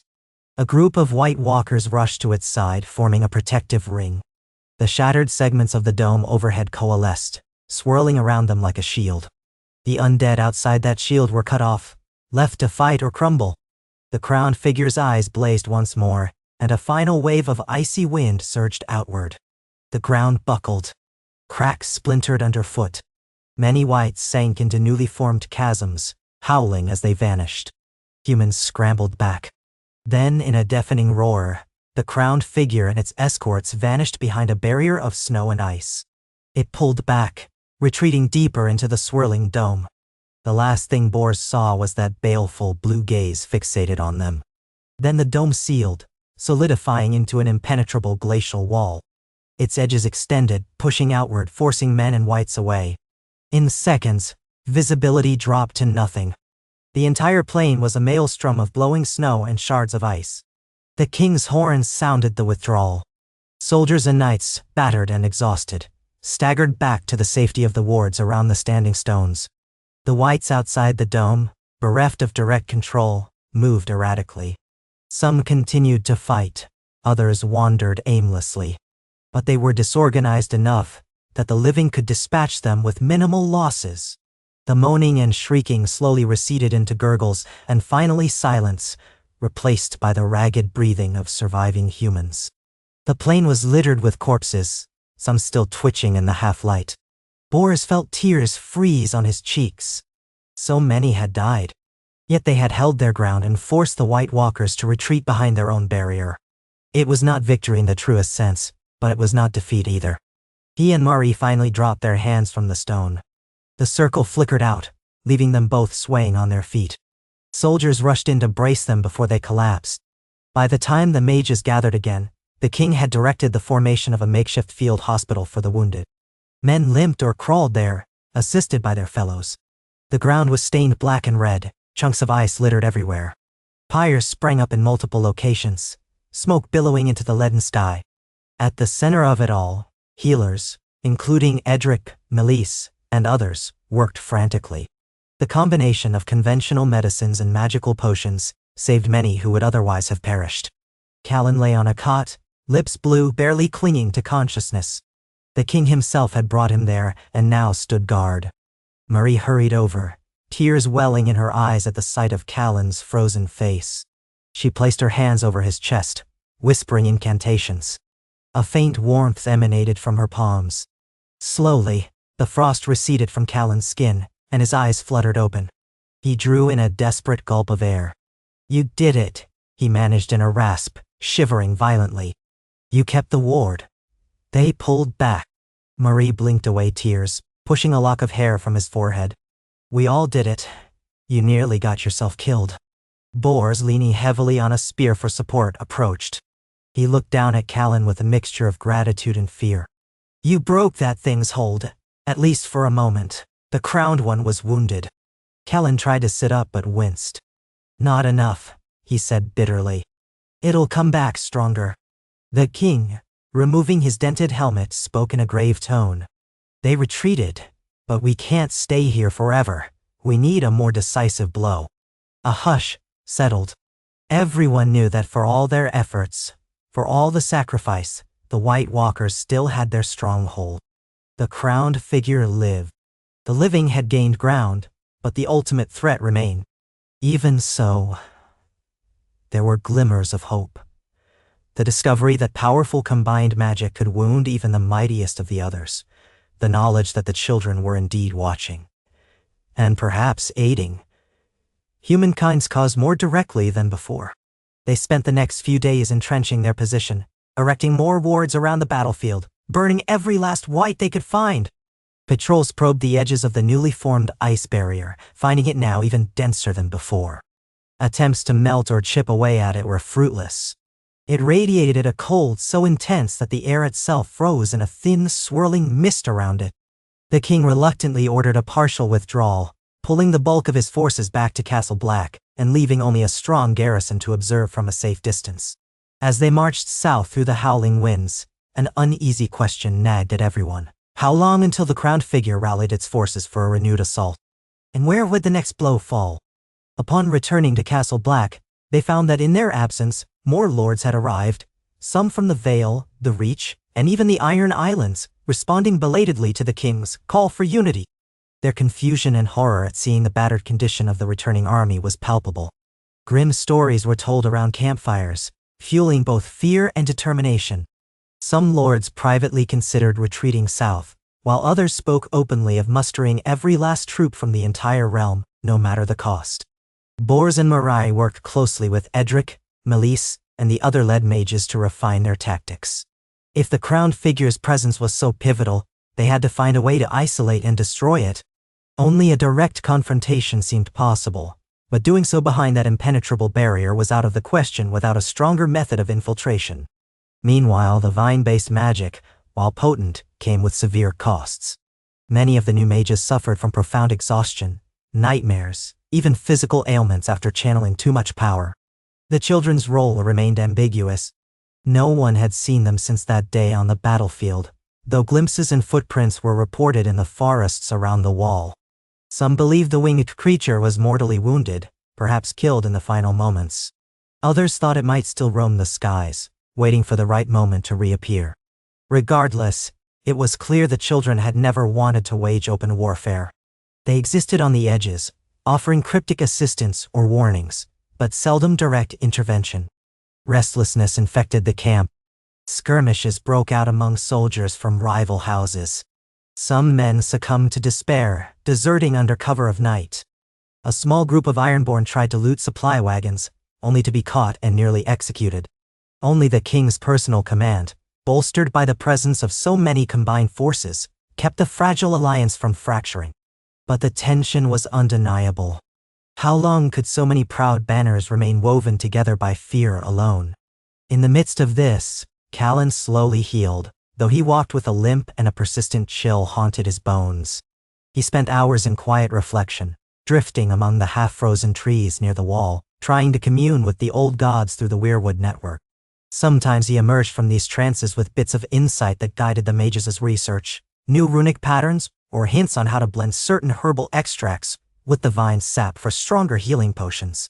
Yet his eyes carried a faraway sadness, as if some part of him remained on that battlefield, locked in a silent duel with the crowned figure. One evening, after a day of especially biting winds, Bors found Callan sitting in the old library's corner, leafing through a tattered tome illuminated by flickering candlelight. Outside, the corridors were deserted. Most men huddled by the fires in the great hall. Drawing near, Bors saw that the page Callan studied showed a faded drawing of an odd symbol, a spiral weaving around a circle, reminiscent of the stone patterns the children sometimes left behind. More old runes? Bors asked, keeping his voice low so as not to startle Callan. Callan glanced up, shadows under his eyes. It mentions an ancient gateway, something the first men built in emulation of the children's magic. They believed it could lead to, well, it's vague, another realm, or a hidden place in this one. But a place the others feared. Nathi. Bors crouched, skimming the text. It was in an archaic dialect, but he could make out references to crossing realms and the guidance of the Green Seers. He felt a flicker of excitement. If such a gateway exists, maybe it's a path behind the ice barrier. We could bypass their stronghold defenses. Callan nodded, though he tempered the idea with caution. If it even exists anymore, and we'd need someone with a strong connection to the old gods, possibly multiple Green Seers, to open it. The text says it was sealed generations ago to keep out the great shadow from the north. That might well be the White Walkers. Bors took a deep breath. Then we find it. We have no other leads. Before dawn, they assembled a small circle of trusted allies, Mari, Edric, Melise, Tormund, and a handful of maesters who had studied the old lore. In a cramped chamber near the base of the wall, they pored over the tome's cryptic descriptions. The location of the gateway, if the clues were interpreted correctly, lay in the far northeast, near a coastline of jagged cliffs and a cluster of ancient weirwood trees. Even Tormund confessed he had never ventured so far. The sea of ice along that coast was rumored to be impassable. Yet, the potential reward was too great to ignore. If the gateway still functioned, even partially, it might allow a small strike force to teleport, or so the text implied, beyond barriers of cold magic, possibly behind the stronghold of the crowned figure. Whether that would be a death sentence or a crucial advantage was unclear. Still, the group decided to petition the king to support this expedition, quietly if not officially, to avoid sowing more discord among the already uneasy alliance. The king, exhausted by the endless strain of leadership, at first rejected the plan as too risky and uncertain. But Callan's eyes burned with conviction. He recounted his dream battles, describing the sense that a direct approach against the crowned figure would fail unless they somehow circumvented its dominion over cold. Tormund argued in favor, pointing out that a small group could travel faster and draw less attention than an army. After much debate, the king relented on the condition that they not siphon away too many crucial defenders. A team of 11 set out at dusk, wrapped in cloaks of thick fur and armed with obsidian, Valyrian steel, and the bramble seeds infused with vine sap. Bors, Marie, Edric, Melise, Tormund, Callan, and 5 handpicked soldiers, each tested for loyalty and stealth, formed this clandestine band. They carried runic stones smaller than the massive standing stones used for wards, but still potent enough to anchor their magic in a pinch. Ravens soared overhead, though the swirling winter sky soon obscured them. The king and the rest of the alliance remained at Castle Black, fortifying, training, waiting for any sign of the crowned figure's next move. By lantern light, they navigated treacherous paths near frozen rivers and craggy foothills. The temperature plummeted even further the closer they drew to the coastline, as though the sea itself had turned to ice. Days blurred into nights, the sun offering only a dim twilight before sinking again. Snowstorms beset them, forcing them to huddle under makeshift shelters while Tormund cursed the weather in a steady stream of expletives. The bramble seeds offered minimal help, able to grow a small windbreak when infused with magic, but that drained their limited reserves. As they progressed, signs of the White Walker's influence multiplied. They found entire forests encased in ice, the trees cracking under the weight of thick rime. They passed villages long abandoned, the huts filled with frozen corpses. An unsettling hush lay over everything, as if the land waited for a final death blow. Yet, bizarrely, in the midst of this frozen desolation, they occasionally discovered small pockets of unnatural warmth, patches of ground where green shoots pushed through the snow, or a single living tree with leaves shimmering in the icy wind. The group suspected these were places where the children had intervened, leaving behind hidden embers of life. On the 10th day, they crested a rise and saw the sea. At least, what had once been the sea. Before them stretched an expanse of ice so vast it could have been mistaken for land. Great jagged chunks rose like waves frozen in mid-break. In the far distance, perhaps a mile offshore, stood towering cliffs of ice that might have been small icebergs fused together over centuries. The wind howled, cutting through layers of fur as if drawn by a blade. Tormund muttered, "No man should venture here. This place belongs to the dead." Marie's face was pale but resolute. "If the gateway is anywhere, it must be near those cliffs." The text mentioned, the cruel waters made solid, the red trees gazing upon the shifting sea. "We look for a weirwood grove on the shoreline." They spent the rest of the day cautiously skirting the ice shelf, searching for any sign of red leaves against the bleak white. Time dragged. Snow flurries stung their eyes. Twice they had to backtrack after crossing perilous cracks in the ice that emitted ominous groans underfoot. Finally, near dusk they spotted it, a cluster of 5 weirwood trees perched on a rocky outcrop that jutted into the frozen sea. Their bark was bone white, and the carved faces on each trunk dripped red sap tears. Against the howling wind, the grove looked like a silent congregation of pale sentinels.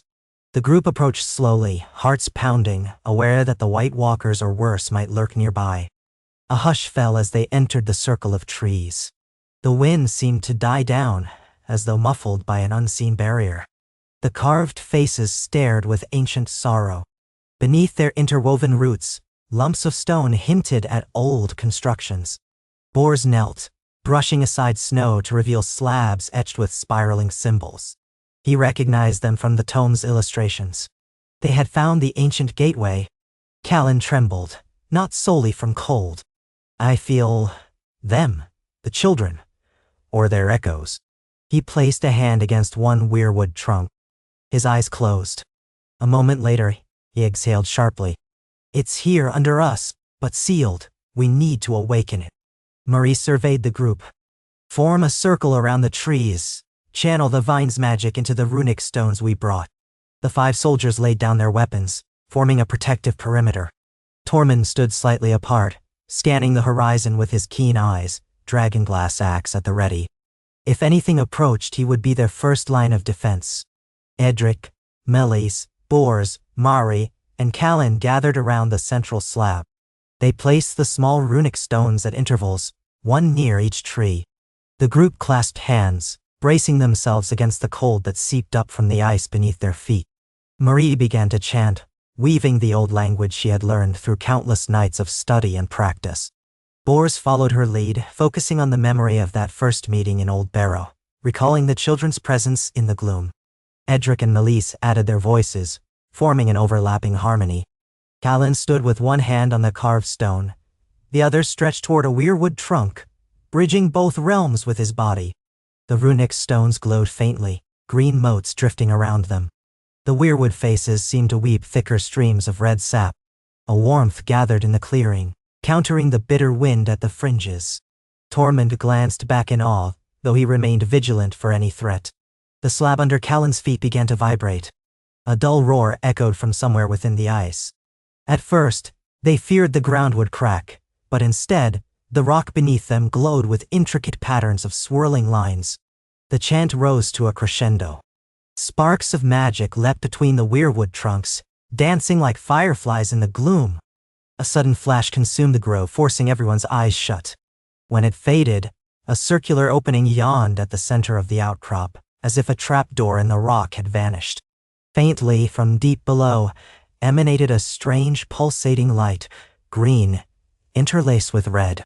The pathway to the gateway was open. The group exchanged stunned, triumphant looks. Tormund approached cautiously, staring down the newly revealed stairwell carved of ancient stone.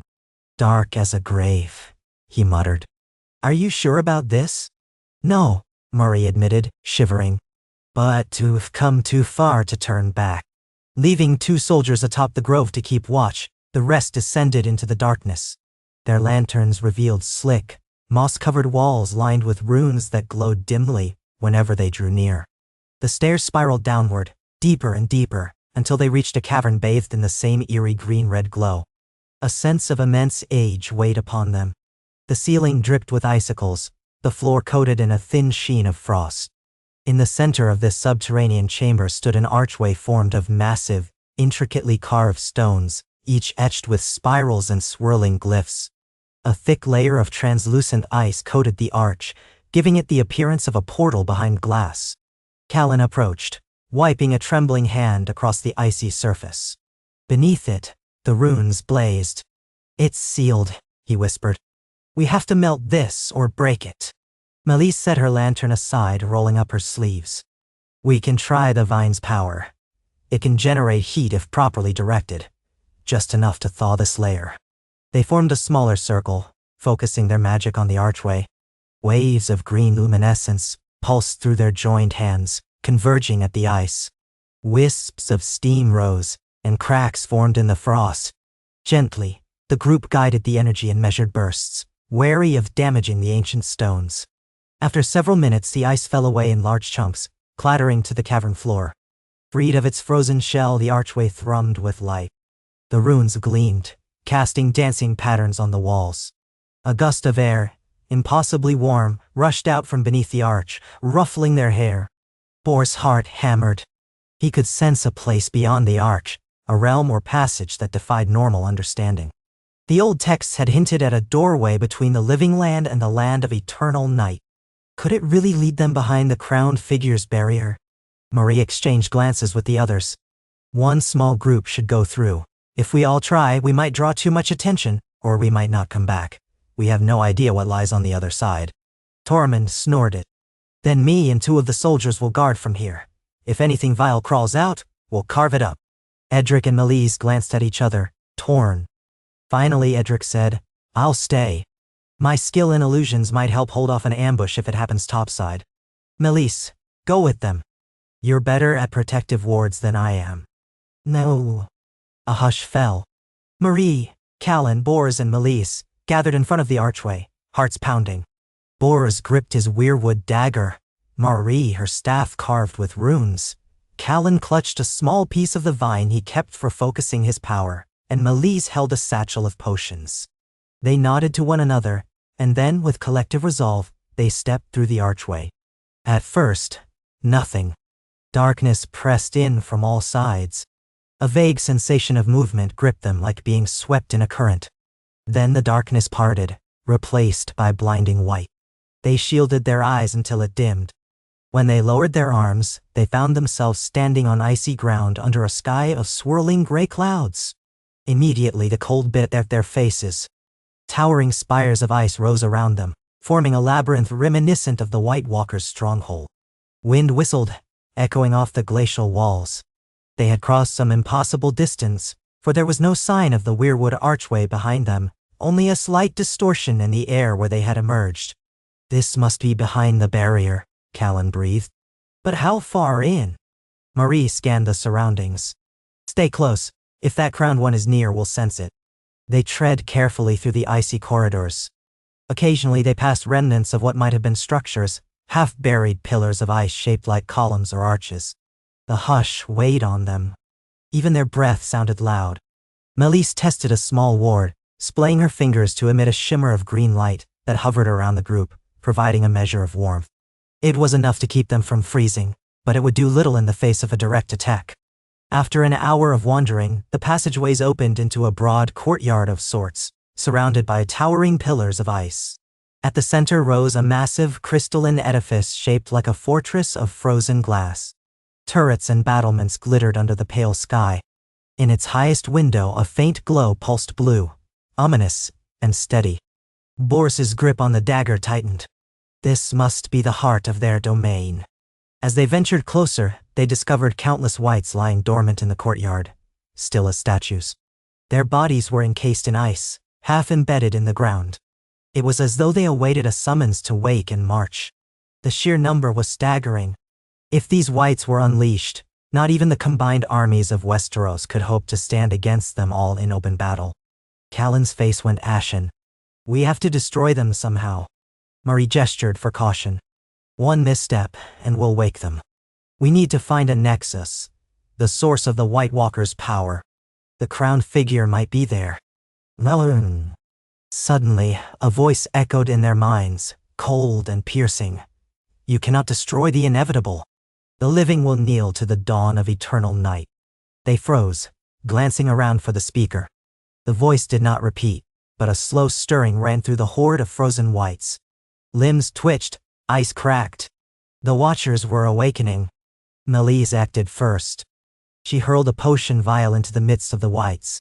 It shattered, releasing a plume of shimmering vapors that crackled with green sparks. Wherever the vapors touched the ice, the wights convulsed, momentarily halting their reanimation. Move, she hissed. They skirted along the courtyard's edge, pressing themselves against the towering pillars. Boris spotted a half-concealed doorway in the fortress base. He pointed, and the group sprinted for it, hearts pounding. The waking wights let out low groans, arms straining against their icy prisons. Any second they would break free. Another couple vials from Meleese bought precious time, the vapors forming a short-lived barrier that slowed the horde's full rise. The doorway was sealed with a slab of ice, thicker than any they'd seen. Callan and Murray combined their magic to melt a small opening large enough to slip through. On the other side, they entered a corridor that glistened like glass, walls and ceiling carved from ice so pure it resembled crystal. A faint blue glow suffused everything. The air was painfully cold. Each breath stung their lungs. The moment they stepped inside, they felt a presence, a dreadful awareness, as though the fortress itself observed them. Bors led the way, dagger raised. His breath formed clouds in the frigid corridor. At any moment, he expected White Walkers to materialize. The corridor wound upward in a spiral, eerily reminiscent of the staircase they had descended to reach the gateway. The deeper they ventured, the stronger the aura of magic pressed against them. Finally, they emerged into a grand hall beneath a towering dome of ice. The floor was inlaid with a spiral pattern that glowed with that same uncanny blue. At the far end, perched on a dais of carved ice, was a throne, a block of translucent ice shaped in jagged angles like shards from a broken mirror. Seated upon it was the crowned figure. It looked more imposing than ever, pale and tall, an aura of cold swirling around it like a storm. The fracture in its crown from the earlier battle had refrozen into a spike, giving it an even more fearsome appearance. It rose from the throne, silent, yet the cold in the chamber intensified. A sword of ice appeared in its hand. 4 other White Walkers materialized behind it, each bearing a spear. The voice from earlier crept into their minds once more, frigid and certain. You dare trespass here. A savage chill gripped Bor's heart. He felt the entire might of Winter's hatred emanating from this being. He glanced at Marie, Meleese, and Callan. Their faces were set in determination despite the trembling of their limbs. They had come too far to retreat. Callan tried to speak aloud, voice trembling. Why do you do this? Why end all life? Is there no? He couldn't finish. The crowned figure's gaze pinned him, ice crystals forming on Callan's lips. You cannot comprehend our purpose, the voice hissed in their minds. It is older than your fragile race. You were given the land once we were driven to the shadows. Now the cycle turns. All that is, must be unmade. Marie drew on her staff's power, rallying her courage. We'll stop you. The children shared their magic. They have forgotten the old compacts. The crowned figure's voice lashed back, scornful. A swirl of frost gathered around it. Their gifts cannot save you from the long night. The 4 White Walkers lunged, spears poised. Bors and Melise reacted instantly, Melise throwing another potion that sizzled on the ice floor, forming a barrier of green sparks. Two of the walkers recoiled, hissing as the sparks bit into them. Bors charged the remaining two, dagger glowing faintly. He parried a spear thrust, the impact jarring his arm. With a grunt, he slashed at the walker's midsection. The weirwood blade sliced through the icy flesh. Cracks spiderwebbed across the walker and it shattered into fragments. But the second thrust from the other spear nearly caught Bors in the shoulder. He twisted aside at the last instant, stumbling. Meanwhile, Marie and Callan concentrated on the crowned figure. They knew if it joined the fray directly, they stood little chance. Summoning the vine's energy, they launched arcs of greenish light across the throne room. The figure raised its sword, deflecting the magic with brutal force. Chunks of ice fell from the ceiling as the collisions reverberated. Melise tried to flank it, but one of the white walkers cut her off, spear arching downward. She blocked with a swirl of protective energy, sparks flying. The crowned figure advanced, steps leaving frost trails. A wave of cold surged across the chamber, forcing Mari and Callan to their knees. Their wards flickered. The figure pointed its sword at Marie, who felt her lungs seize as though filled with razor-sharp icicles. She struggled for air, vision dimming. Callan, fighting to remain conscious, reached out and tapped the staff in her hand, channeling a burst of warmth that momentarily dispelled the cold's hold. Marie gasped, life flooding back into her limbs. Bors, having dispatched one walker, now faced two more. He ducked a spear thrust and countered with a quick slash, but the walker twisted aside. Its comrade took advantage, slamming a frosty palm into Bors' chest. Pain shot through him. Icy crystals spread across his armor, threatening to freeze him in place. Summoning every ounce of will, he drove the dagger upward, piercing the walker's torso. It shattered in a burst of snow and ice shards. The other walker hissed, raising its spear for a finishing strike. Before it could land the blow, a searing ball of green fire, conjured by Melise, smashed into its back. It howled and dissolved. The crowned figure, seeing its allies fall, released a wave of pure ice magic. The entire floor of the chamber frosted over, and stalagmites of ice erupted around them.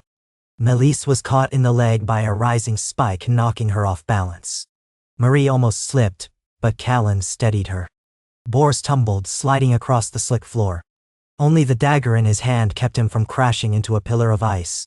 Then the crowned figure lunged, sword angled for Mari's throat. With a cry, Callan flung himself in front of her, raising a trembling hand. A shield of greenish energy flickered in place, but it was weak. The sword pierced it, fracturing the shield in a blinding flash.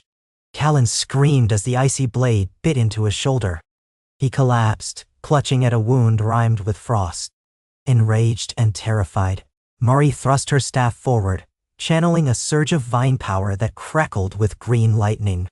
It struck the crowned figure point blank, staggering it. Cracks appeared in its icy crown. For a moment, it seemed to falter. But then a wave of cold lashed out, snapping Mari's staff in half. She was thrown backward, crashing hard onto the icy floor. Bors, breath ragged, forced himself upright. He saw the crowned figure raise its sword again, aiming to end Callan, who lay nearly senseless on the floor. Summoning every scrap of courage, Bors hurled his dagger. The weirwood blade whirled through the air, glowing faintly.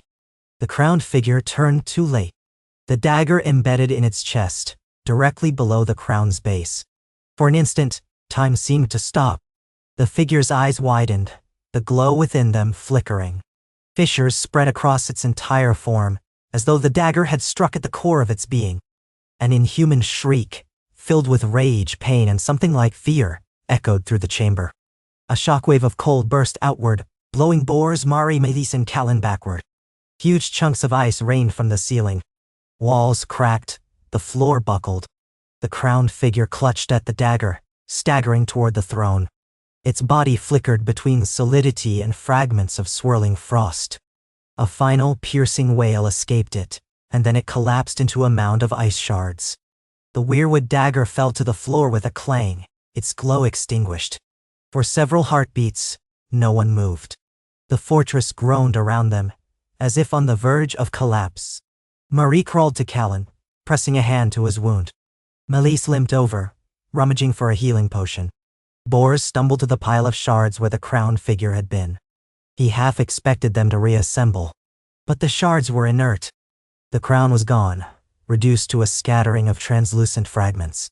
No sign of regeneration. He retrieved his dagger, tears freezing on his cheeks. "It's done," he whispered, voice raw. He could scarcely believe it. A primal hush settled in his heart, as though the land itself recognized that a great evil had been vanquished. Marie and Melis poured a healing concoction over Callan's wound, chanting softly. Tendrils of green power knit flesh together, driving out the frost. He coughed, color returning to his face. We killed it?" Bors nodded, offering a shaky smile. "We did." He helped Mari and Melis lift Callan to his feet. The chamber continued to fracture, the floors trembling. Likely the magic sustaining the stronghold was unraveling now that its master was gone. "Time to go," Marie urged, glancing around in alarm as chunks of the ceiling crashed to the floor, sending shards of ice in all directions. They bolted from the throne room, stumbling through the corridor that spiraled downward. As they reached the exit, they saw that the whites in the courtyard were collapsing, their frozen shells shattering or disintegrating into dust. Without their master's influence, they were lifeless husks. The entire fortress groaned like a dying beast. Racing across the courtyard, they glanced back. The crystalline edifice was crumbling. Towers toppled, walls caved. Where the crowned figure had sat moments before, an avalanche of ice now thundered. Bors felt an overwhelming sense of relief. The greatest threat, the central mind, was gone. The others might still exist, but their leader, the one who had orchestrated the long night's second coming, had been destroyed. They sprinted across the ice labyrinth, dodging fallen pillars, cracks, and tremors that opened chasms beneath them. Once they reached the spot where they had first appeared, Marie fumbled with her broken staff, trying to summon the leftover runic energies. Melis added her power. They directed a pulse of greenish light into the air. The distortion shimmered, and the archway's outline reappeared just long enough for them to dive through. In an eye blink, they were back in the subterranean chamber beneath the weirwood grove. They crashed onto damp stone, panting. Tormund and Edric gasped in shock, rushing to help them up. Bors looked around wildly, expecting a horde of white walkers to come surging out behind them. But the archway's glow faded, sealing once more. The gateway was closed. Did you do it?" Tormund demanded, seeing the group's battered condition. "We did," Bors managed between gulps of air. He turned to look at Marai, Melis, and Callan. They nodded through their exhaustion. Relief flooded the chamber, though no one fully grasped the implications yet. They emerged from the cavern to find the soldiers on watch gaping at the sky. The perpetual cloud seemed thinner, and though it was still cold, a weight seemed lifted from the wind. The very air smelled different, as though a great tension had snapped. Over the next hours as they made camp near the grove, uncertain of what else to do, a thaw began. Not a warm summer's thaw, but a subtle easing of the bone-deep chill that had plagued them. Ice floes in the sea cracked, shifted, revealing patches of dark water. The entire landscape stirred from some ancient dream of frost. In the days that followed, the group carefully traveled back toward Castle Black. The journey was still perilous. Roving bands of whites, or White Walkers, might not have received the news of their leader's demise, after all, but each new step revealed encouraging signs.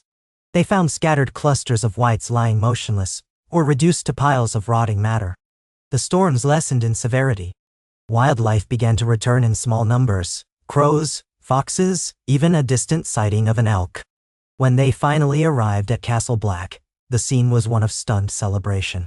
Word had spread that whites across the north had collapsed, that White Walkers seen in the distance had retreated, dissolving into swirling snow that never reformed. The barrier of ice beyond the wall was melting. Scouts reported that the swirling dome had vanished.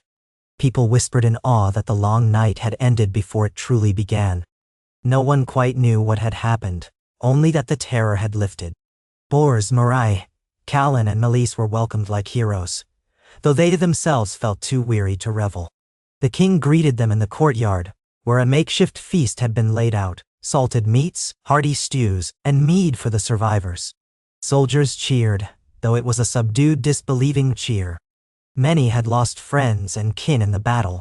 The threat's departure felt almost surreal.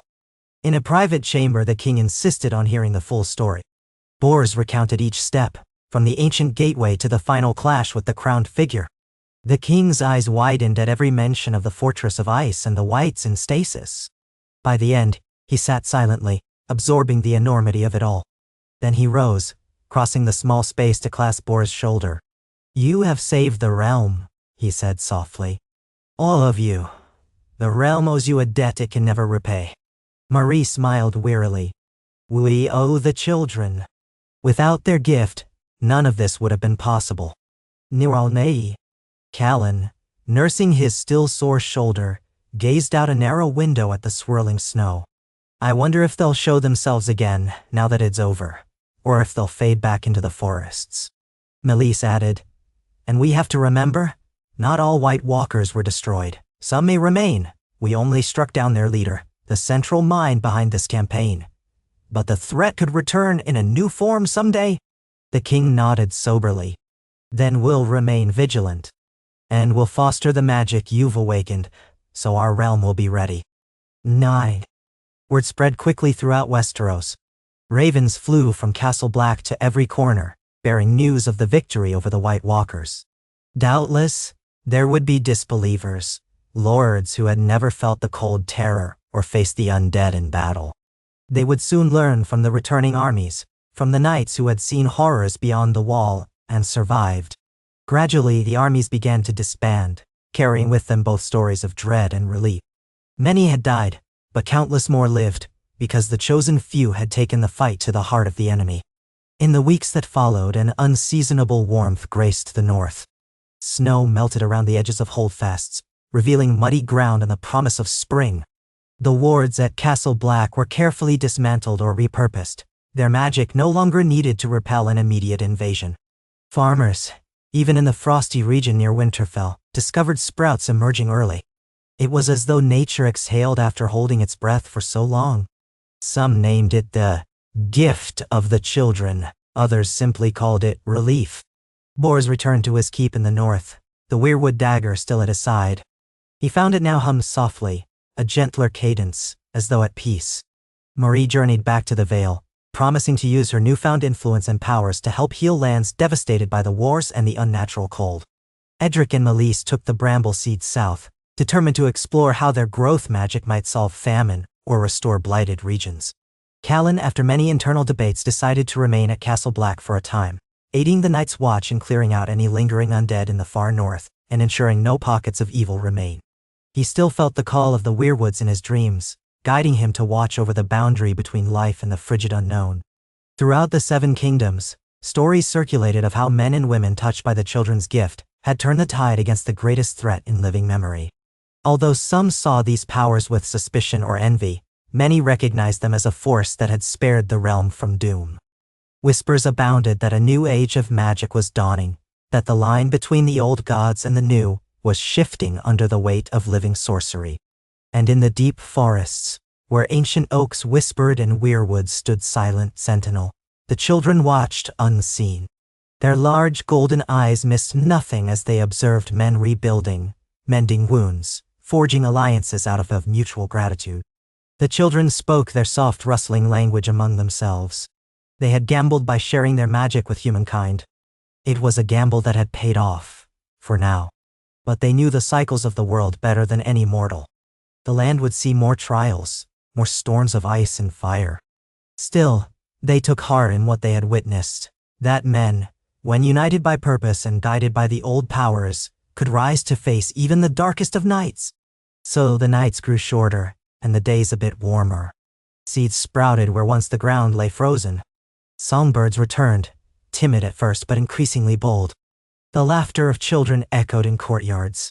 It was not a perfect peace. No peace in Westeros ever lasted without struggle. But it was a season of hope, carved from the jaws of despair by those who had dared to meet the White Walker's wrath head-on. From Old Barrow, where it all began, to the remotest corners of the north, people told the tale, how the children of the forest shared their magic with humankind, kindling a flame in mortal hearts that even the coldest winds could not extinguish. Over cups of ale and in the hush of winter hearths, bards sang of the small band who ventured through a hidden gateway to bring down the crowned terror. Though the details blurred with time and retelling, the essence remained. There came a moment when men and children stood together, their powers intertwined like roots of a great weirwood, and the realm was spared a second-long night. In that final hush of winter's dusk, at the edge of a thawing forest, one might see a lone child watching the sunset through the boughs, or a traveler with odd glints of green in their eyes turning to glance at a weirwood's solemn face. A subtle acknowledgement passed between them, a remembrance of the day they defied death itself, and a silent promise to safeguard the living land, come what may.